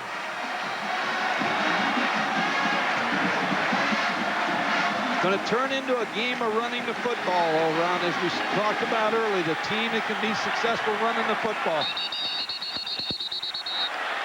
Tennessee got a late substitution. Robert Poole, I believe it was, came sprinting on from the sideline. And then they couldn't get, who was it, Lehman off the field. By the offensive line, 5 yards. Still first down.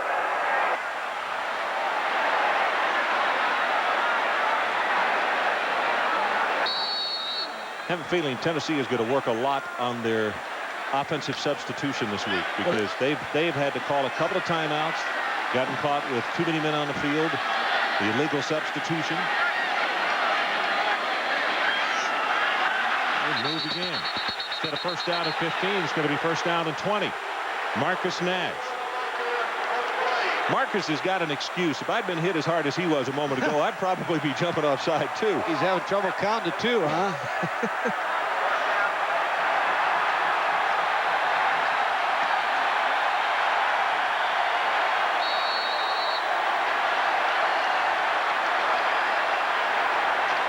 Boy, talk about a change in momentum. 155 to 37 in total yards. Georgia, second half. I can explain it. 2 words. Robert Edwards. That's right.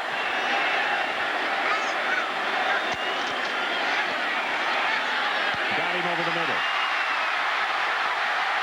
Joey Kent, and he is going to have the Tennessee first down. How about that? 21 yards in the pass play. There's a lot of SEC defensive coordinators who are going to lose a lot of sleep tonight worrying about how they're going to stop these two teams.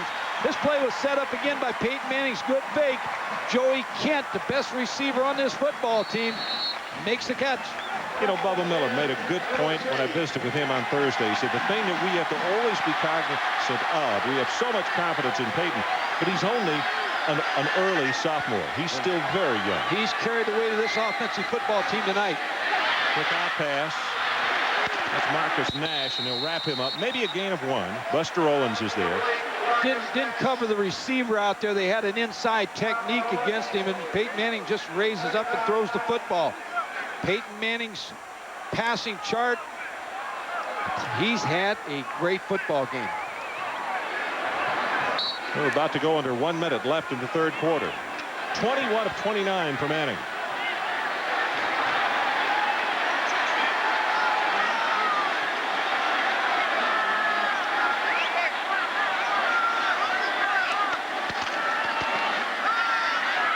Fake the draw and throw the pass complete at the 16-yard line. Joey Kent again.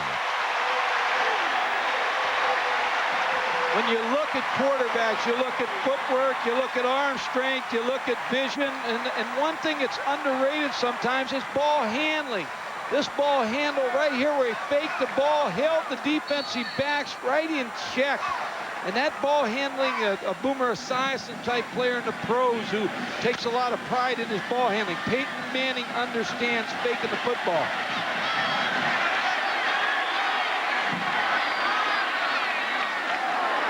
Horn in motion. They throw back over the middle. Got Kent for the touchdown.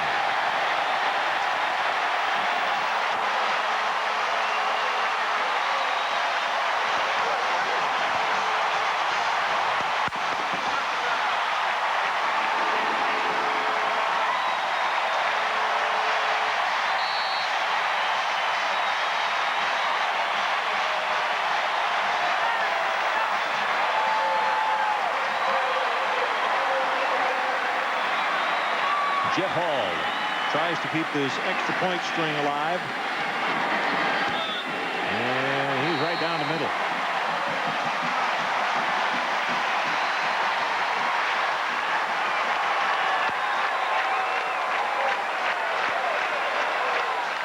How many times can you say ball handling, the thing that sets up a good quarterback? Peyton Manning, so young yet so experienced. Fakes the sprint draw, turns, gets his feet moved, gets his hips behind him, gets the ball in action, the post route to Joey Kent, completely faked the safety out. There's no underneath help because of the ball fake. Touchdown, Tennessee. What Peyton Manning is saying is, ball's back in your court, Mike Bobo. For Kent tonight, 5 catches, 102 yards and a touchdown.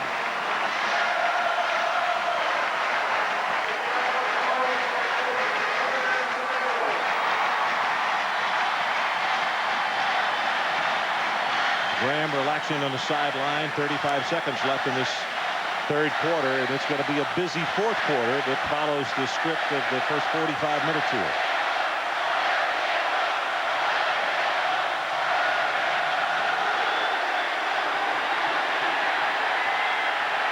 Five yards deep in the end zone. He will not return it. Not many folks are sitting at this stadium right now. 96,000 as Edwards is up even. Probably that ankle. He wants to get a better vantage point and see what happens by his Georgia teammate. Curtsy, good heavens, what a hit. Oh my goodness. I believe Gallion is the man who hit him first, and he really rocked him back. Scott Gallion, in a conversation I had with him yesterday in the dormitory, he was talking about how 90% of the players stayed here this summer, worked out, and they had a chance to visit and talk about goals, and he said they really became close in the summer. That's going to be the final play of the third quarter, and they are standing and cheering here in Knoxville. That's the end of the third quarter with our score. Tennessee 27, Georgia 24. 27-24, the Volunteers on top of Georgia in this seesaw battle.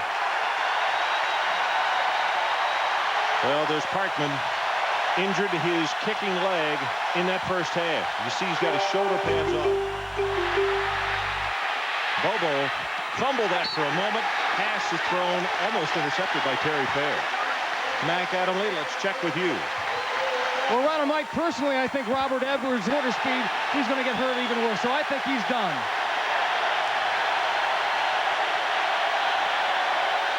Mike Bobo.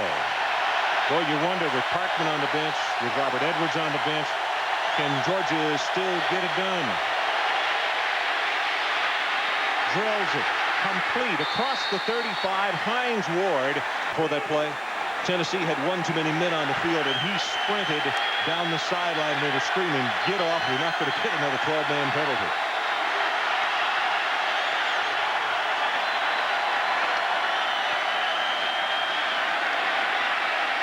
Going to go up on top. Misread here, and a good job at the defensive back as Hunter just got bumped right out of his route.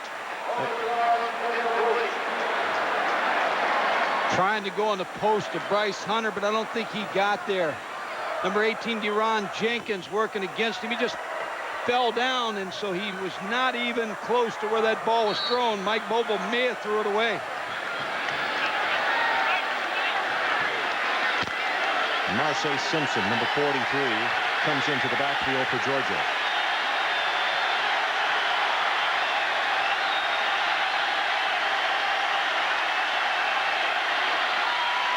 Curtsy. I'll tell you what, Mike Gottfried said back in the first half, and we have to reiterate here in the second half as Ray Austin comes up and makes that hit. There have been some real hits on both sides of the football tonight. I mean, some ferocious jobs. Two good football teams, two well-coached football teams, and two teams playing with great intensity tonight. Raymond Austin, number 28, he brought his entire body on that hit. Tennessee fans are standing, asking this defense to hold them up. Third down, the line to make is the 49.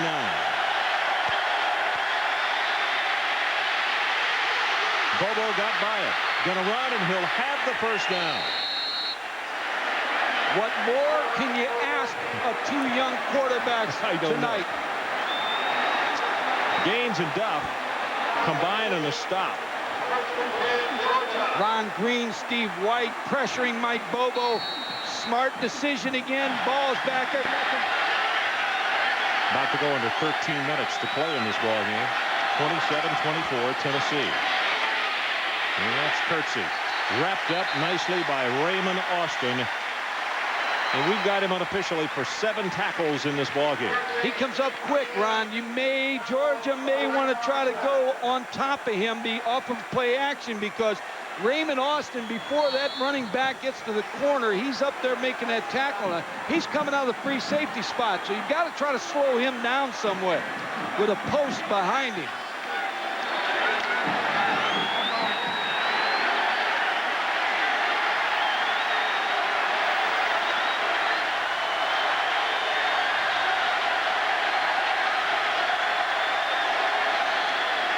Pressure right up the middle, gets by Little, throws the pass away very wisely, and that's not grounding.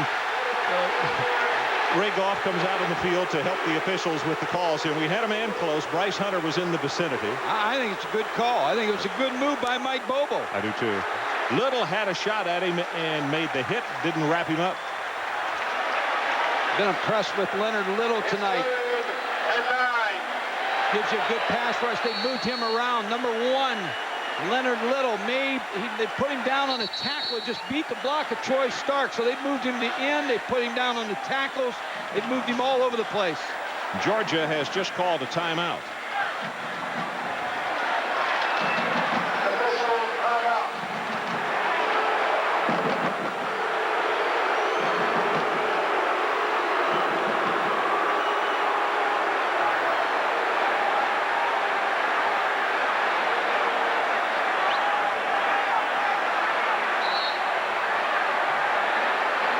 Timeout called by Georgia.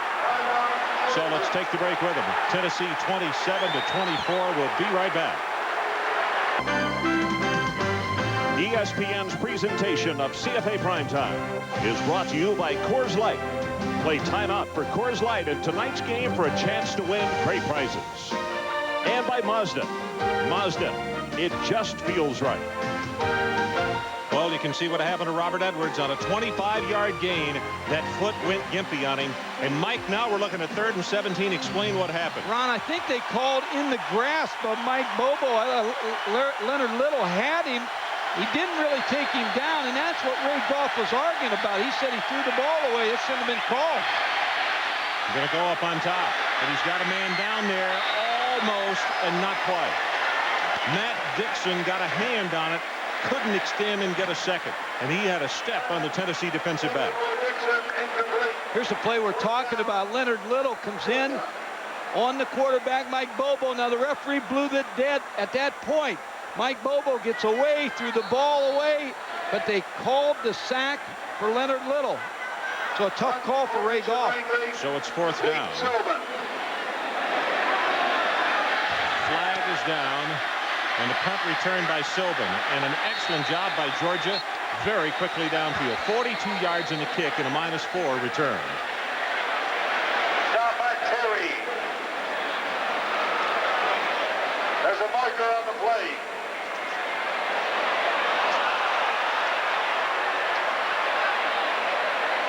So let's see where the holding occurred. Appears as though it happened after the ball was punted.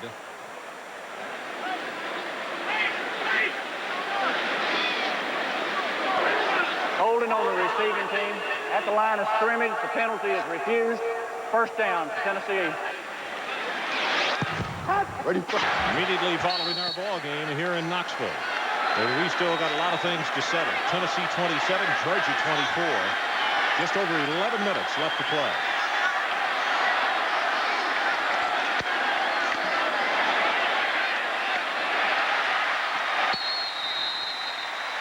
Marcus Nash on the reception. Let's go down to check again with Mike Adamley. Mike? And Ron and Mike, Tennessee Volunteers ready to deliver the knockout punch with this drive. At least That's the hopes of offensive line coach Steve Marshall. He told his great offensive linemen, those 5 seniors, it's time for you guys to take over. They certainly have that capability. A lot of great offensive lines in the country this year. Nebraska, Penn State's, Tennessee's would have to be considered one. Auburn, veteran offensive line. This Tennessee is, you might add Florida on that list too. I watched them practice a couple weeks ago. They've got a solid offensive line also. Well, the record by that man right there, he was the offensive line coach here before moving up to be head coach. He had 17 linemen in 11 years going to the National Football League. Graham tries to get it outside. Very sticky going is Philip Daniels. Steps up to make the hit.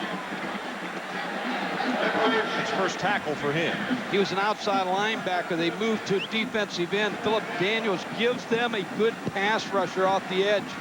6'6", 260.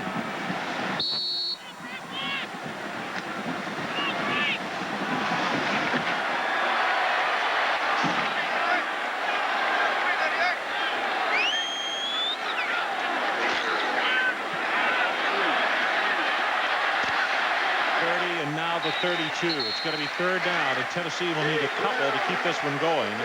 Ferguson put the stop on Jay Graham. Offensive line can control the ball game here in the 4th quarter. As Mike Adamle said, that's their plan. David Horn, the tight end, 82, starts this play with a good block on Frank Watts. On a sweep play, you want your tight end to tie that in man up at the line of scrimmage, and David Horn did a nice job.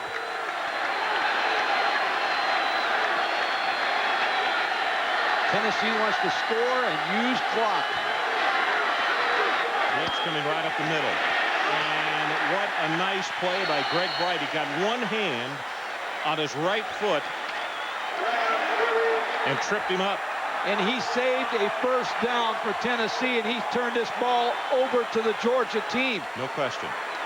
Can always circle some plays in a ball game. Greg Bright really with a great effort for that defensive play for Georgia.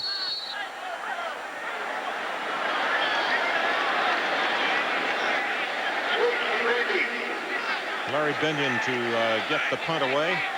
McCraney for Georgia. Back is the deep man. Good kick, and he gets it away from McCraney. And this thing is going to go out of bounds just inside the 20. That's a 48-yard effort. Let's take a break. 9:09 to play. Tennessee by 3. Okay, Mike Tirico, thank you. We got a 3-point game here. Is Manning on the phone upstairs again, talking with David Cutcliffe, the offensive coordinator, hoping that the defense can put a stopper on Georgia here and they can get one more drive to put some bonus points up there. Kurtzy breaks one tackle, won't get out of the grasp with the second, and it's Jonathan Brown who finishes him off. Look for big plays in the ball game. Remember this play by Greg Bright, linebacker number 45. He's going to take on the block of the fullback, Chester Ford, number 20. Now he's going to come out and just get his hand up and make the tackle on Jay Graham to force Tennessee to punt that football. Well, particularly if Georgia comes back and wins this football game, you do have to put an asterisk by that one. We get the screen pass. Kurtzy, nice move in the open field. He'll have the Georgia first down out at the 23. Shane Burton got him. We watched Georgia last year in a couple games that you'll remember. The Alabama game where they had Alabama beaten, couldn't just put them away, and the Auburn game last year where they tied Auburn and broke that streak. And so Ray Goff has been in some close ball games, and one day they're going to turn for him.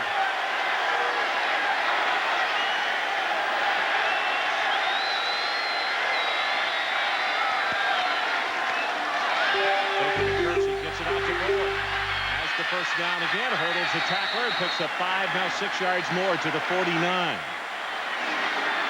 Bear tripped him up.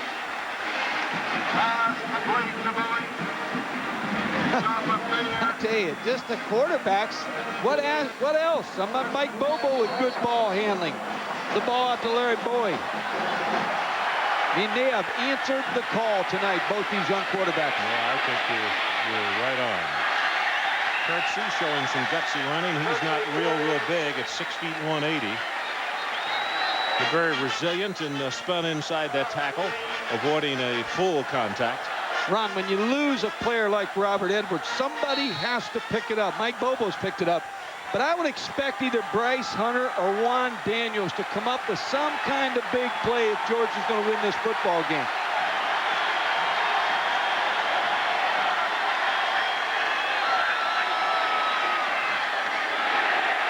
Good heavens, what a hit by Leonard Little. He stepped up and hit Kurtzy just as soon as he got the football.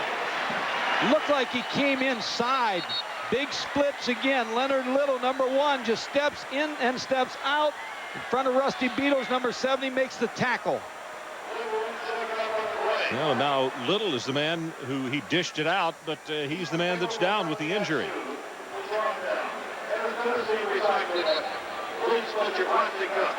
Hit so hard he kind of knocked himself out. He has a new defensive coordinator this year, John Chavis. So we'll take a break. 7:07 left in the ball game. Tennessee by 3.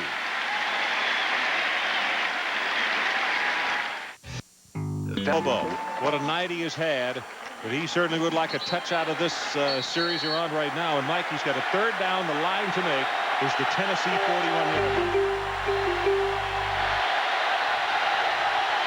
Here's his key receivers, Bryce Hunter, Juan Daniels right here, the 2 inside receivers. Right over the middle, he's got it. Bryce Hunter, 1st and 10, Georgia. And they're going to spot it just shy of the 35-yard line. Working against the nickelback, Steve Johnson, number 34, gave him a little shake and bake and broke to the inside. 88, Bryce Hunter, there's the old shake and bake, and now he's got him beat. He's got him on his hip. Steve Johnson, Mike Bobo with the delivery, and now they're 7 out of 13 on 3rd downs.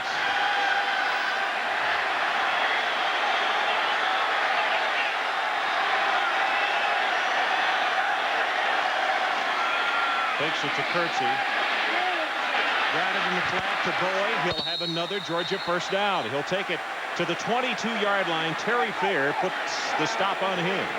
You're seeing the emergence of a star tonight in Mike Bobo, because he has really, once Robert Edwards left the game, it's all on his shoulders. Now, he has responded, as has Peyton Manning on the other side, but you're seeing the making of a very, very good quarterback in Mike Bobo. See his pass chart. There's not many incompletions, not many mistakes in that passing chart for Mike Bobo tonight. 17 of 27, 258 yards.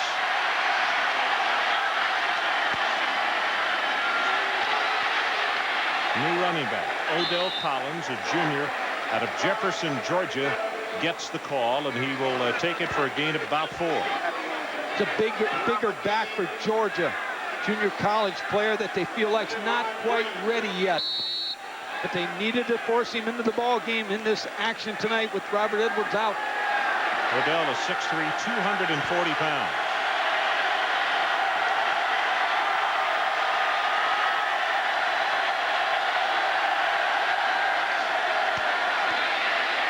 Collins again. Going to be tripped up by Craig King, and that is an awfully big play because Georgia is now looking at a 3rd down and about 5. 3rd and 5. Now, if you're Mike Bobo, you want to get the 1st down, but you don't want to make your first mistake tonight and turn this football over, because you've got a possibility of a 3. But Ray Goff's not thinking 3 now. He's thinking victory. He wants 7 on this play. Remember, it was Tennessee back in the 1st half in this very area of the field that turned over a ball back to Georgia. It looked like a sure touchdown, if not a field goal.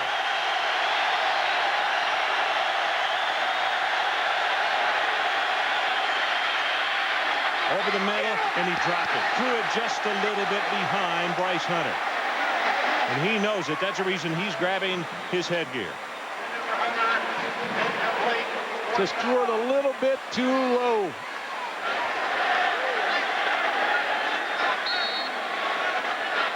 So we're going to have a try for a field goal. And as we had mentioned, Parkman has the injury to his leg, so it's going to be Dex Langley who will attempt a 35-yarder trying to tie this one up. Got the distance, and he has the accuracy. And we are tied with 4:51 left in this ball game. What a drive by Georgia. Mike Bobo did everything you could ask him to do. The last pass.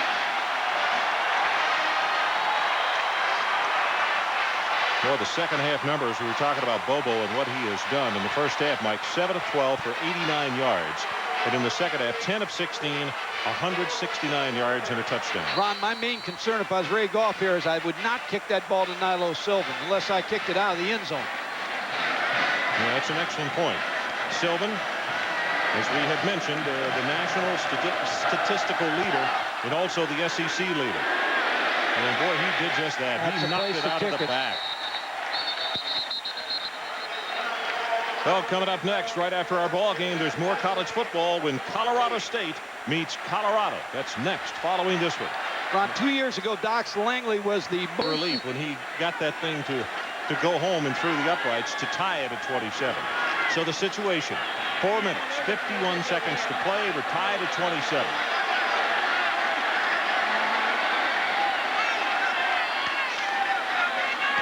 Graham tries to cut it back in the middle. Does. Has 5, 7, 8, and now 9 yards. Mike Tirico, let's check with you. Ron, injury is a factor for Georgia. Injury is a factor for Houston. Second down and short. And it's Graham, and he squeezes through an opening. He'll have 6 yards in the new first down.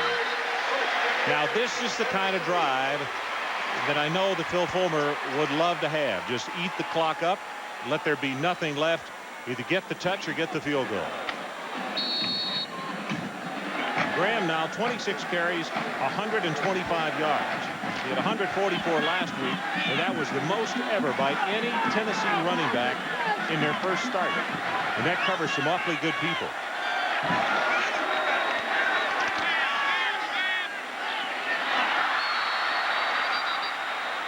Nilo Sylvan just dropped it. Timeouts remaining for Tennessee and Georgia. Both have 2. With 3:50 on the clock.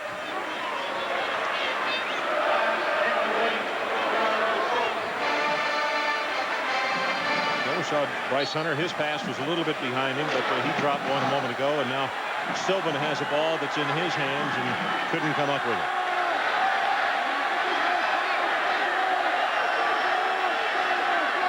Corner blitz coming from Georgia. Tennessee picks it up, and the pass incomplete.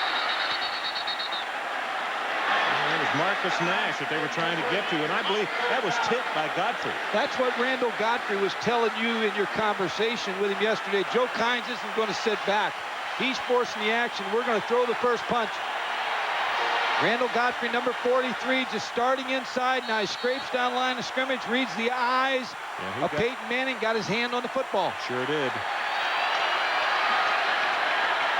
7 of 12 on third down conversions, but 0 for their last 3. Joe Kynes almost prayerful here. Manning avoids the rush, now gets it away, and it is intercepted. Kirby Smart for Georgia, and he will step out of bounds just inside the 40-yard line, and now flags everywhere. Peyton Manning was sliding to the left, Ron, and just couldn't get enough on the football and put it up for grabs. Kirby Smart with the interception. After the interception, on the run back, a block in the back by the white team. It'll be first down and 10 after the penalty. So there was youth right there trying to get too much. Here's Peyton side the 40 to back past the 45. 3 minutes and 34 seconds left. We're tied at 27. Gets the pitch. He'll take it for a couple of tough ones. Leonard Little, undoubtedly, the cobwebs are out. He's back in the lineup and makes the stop.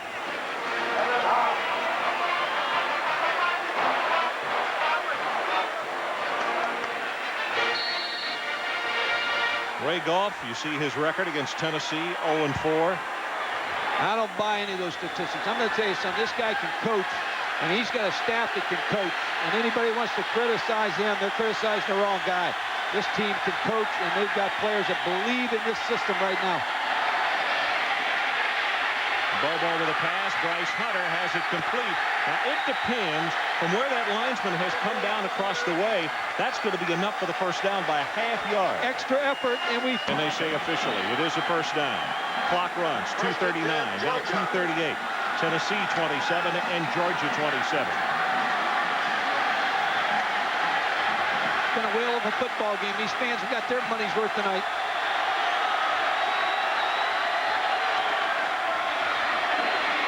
Kirksey hit very hard as he tries the left side. It's Gallion along with Tyrone Hines. John Chavis, the defensive coordinator at Tennessee, he's not going to sit back either now. He's going to blitz his linebacker, Tyrone Hines, number 47, the middle linebacker. Started 8 games last year. He just on a blitz read, made the tackle, and John Chavis said he gave us a boost after the Florida game last year. We started him, and he made a difference in the defense.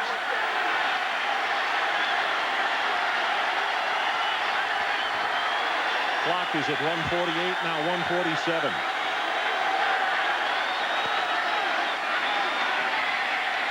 Pass incomplete. Receiver slipped down. That was Juan Daniels, but it was thrown behind him, and it'll stop the clock at 1:39. Ron, if it comes down to a long field goal, Bill Lewis, the coach of Georgia Tech last year, just handed me this. Dax Langley kicked a 63-yard field goal in high school. It's the all-time record in the state of Georgia. He broke the record of 58 yards held by, guess who? His teammate, Kenny Parker. Well, I'll tell you what, Mike, if this thing stalls, he's going to have about a 53-yarder to kick here. Third down, line to make is the 26th of Tennessee. Over the middle, Bryce Hunter dropped it. I don't believe he did that. Hit him in the hands, and he dropped it, and he had cut in front of the defensive back. Mike, he might have even had big yardage downfield. Now it's decision time for Ray Goff. You're right. That ball should have been caught. And number 2's coming out. So let's mark off the 7. It's going to be around 53 yards, this attempt, to put Georgia on top by a count of 30 to 27. Well, if he can hit that 60-yarder now, that he hit in high school. Brian Smith is the holder, number 11. Kick is on its way. Does it have the distance? Yes, and it is off to the right and no good.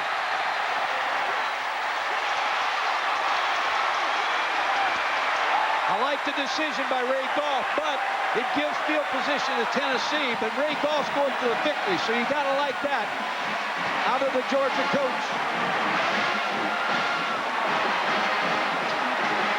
Just off to the right. Well, Bobo has been super tonight. Let's see if Peyton Manning can bring his club back with 1:29 left. He gets another chance, Ron, after that interception.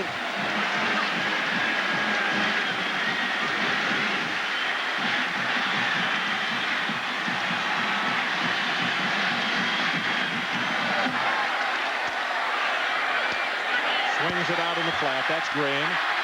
Breaks the tackle, and he's up the sideline. Knocked out of bounds around the 35-yard line. Godfrey got him. Don't go away. Tennessee is right back. It's a 28-yard game. Randall Godfrey had to make this play on Jay Graham. Jay Graham missed, avoided some defensive players. The little swing pass, a good call by David Cutcliffe. Pass now, make somebody miss. Kirby Smart is a miss.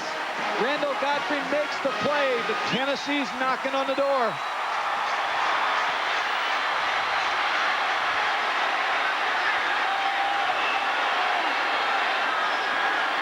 Here they come with a corner blitz again. Tennessee picks it up. Pass is thrown complete.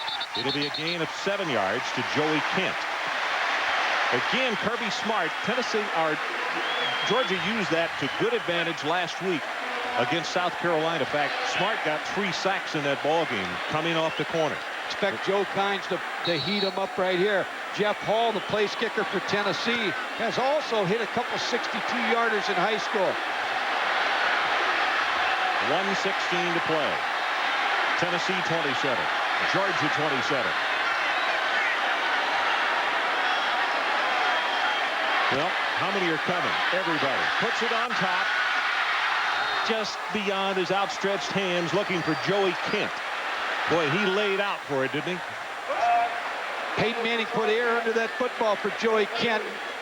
Bump and run technique. All you can do is throw it to the corner and hope Joey Kent can catch up with it. Don't forget, kicking off as soon as this ball game is over, Colorado State at Colorado.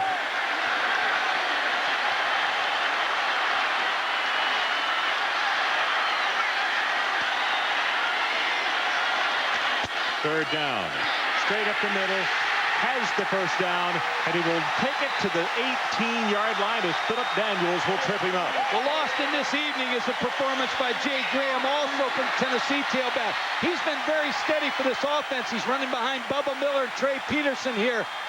And now they're set up in that middle of the field with 1:05 left to go on that clock.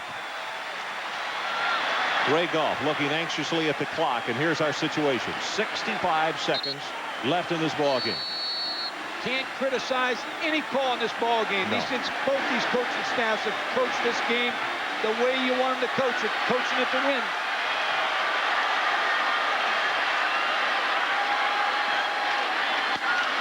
Graham just diving to the 15-yard line. You know what else it is a great promo for, Mike? I ran into a man in the lobby this morning and asked me if I had any tickets, and I told him no, but he said, I live in the Northeast. I've never seen a game down south, and I wanted to come. I've heard so much about this spectacle here in the 96,000, and I'm hoping I'm going to get a ticket. I hope the young man got in the ball game tonight because he may want to come back down and do it again. Tennessee's now thinking field goal is Jeff Hall, the freshman, and Georgia still has 2 timeouts, so they may try to ice him as the game goes along. So there's a timeout on the field. 21 seconds left in the game. Tied at 27. Tonight's Visa players of the game are from the University of Georgia, Mike Bobo, and from the University of Tennessee, Peyton Manning. As part of their continued effort to further the development of amateur athletics, Visa proud to donate $1,000 to each of these universities and $1,000 to the U.S. Olympic team on behalf of these athletes. Ron, they're setting it up for Jeff Hall, the redshirt freshman, number 4.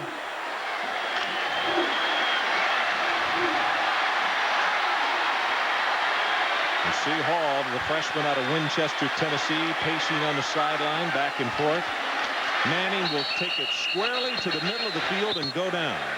So this is going to be an attempt of around 32 or 33 yards by Hall. Mike, if you're Georgia, do you save the timeout, or like in basketball, do you try to ice him? No, there's no sense in saving it. I don't believe at this point what you do is ice him. He's a redshirt freshman. They can read that media guide. They know he's not been out here before. Look at Manning talking to him. Graham comes over and talks to him. Georgia defensive teams come over with Ray Goff and Joe Kynes, trying to figure a way to spring someone up inside. Give him a lot of time to think about this. At a time like this, most kickers do just what he's doing. He just wants to get away from everybody. He doesn't have any friends right now, but if he hits it, he'll have about 96,000 to 95,000, and he'll find 1,000 more. What he's doing right now is visualizing. Exactly. Walking away and visualizing. It's going to be a 34-yard attempt. Crowd will let you know if it's good. 15 seconds left, trying to put Tennessee on top, 30-27, and here we go. Jeff Hall.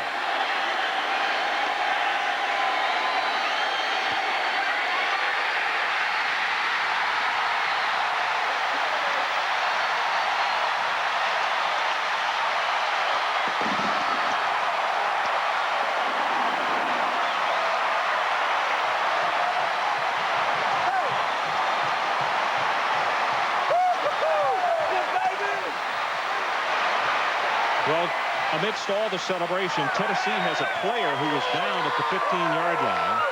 We have 10 seconds left on the clock. Immediately, Ray Goff came out on the field, clapping to his team, saying, we still got one more time left here. We got one more effort left. I believe it's Jeff Smith, the big right guard from Decatur, who has been injured on the play. Jeff Hall's just become the big man on campus with that kick. And let's check in with Mike Tirico. Mike? Well, we've got the biggest thing on the Colorado. Thank you there. I hope those guys out there are as fortunate as we have been as far as having a good ball game. But Brad and Gary are standing by out at Folsom Field for the matchup between Colorado and Colorado State.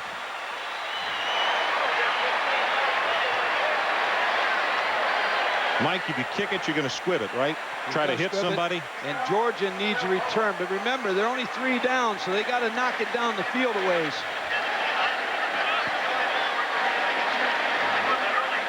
Hall probably won't touch the ground in his run to the ball. He's so excited, and I wouldn't blame him. What an experience for a freshman. Sometimes I wonder if we realize how much pressure a kid just out of high school, even though he's a redshirt, 96,000 fans, and he walks out there and just knocks it home.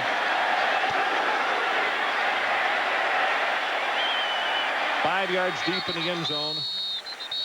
Hunter will go on one knee, so the clock doesn't move.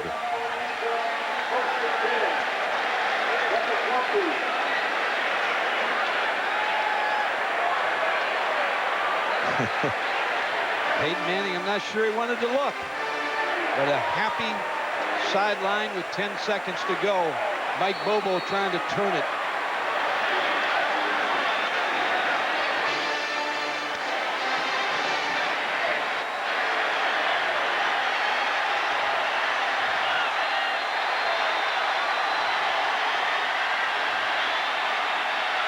Bobo pass over the middle, has it complete to Hunter. He's tackled in the open field, and they call a timeout with 4 ticks left on the clock.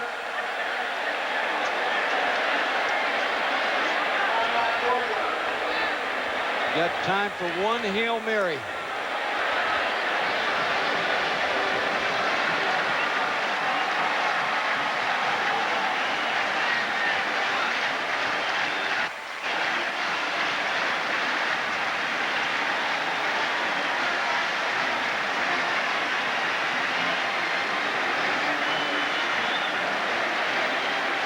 Now let's go up to Folsom Field and check in with Gary Danielson and Brad Nessler. Guys. Out here at Folsom Field in Boulder, Colorado. 6 left on the clock.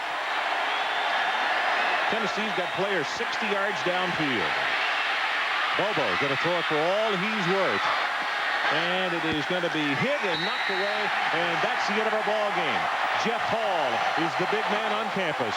Tennessee 30, Georgia 27. For Mike Gottfried and Mike Adamley and our entire ESPN crew, Ron Franklin saying so long from Knoxville. Now let's join Brad Nessler and Gary Danielson in Boulder, Colorado. Well, Ron, we can only to sports coverage you can count on. WATE-TV presents 6 Sports Saturday with your host, Jim Wogan.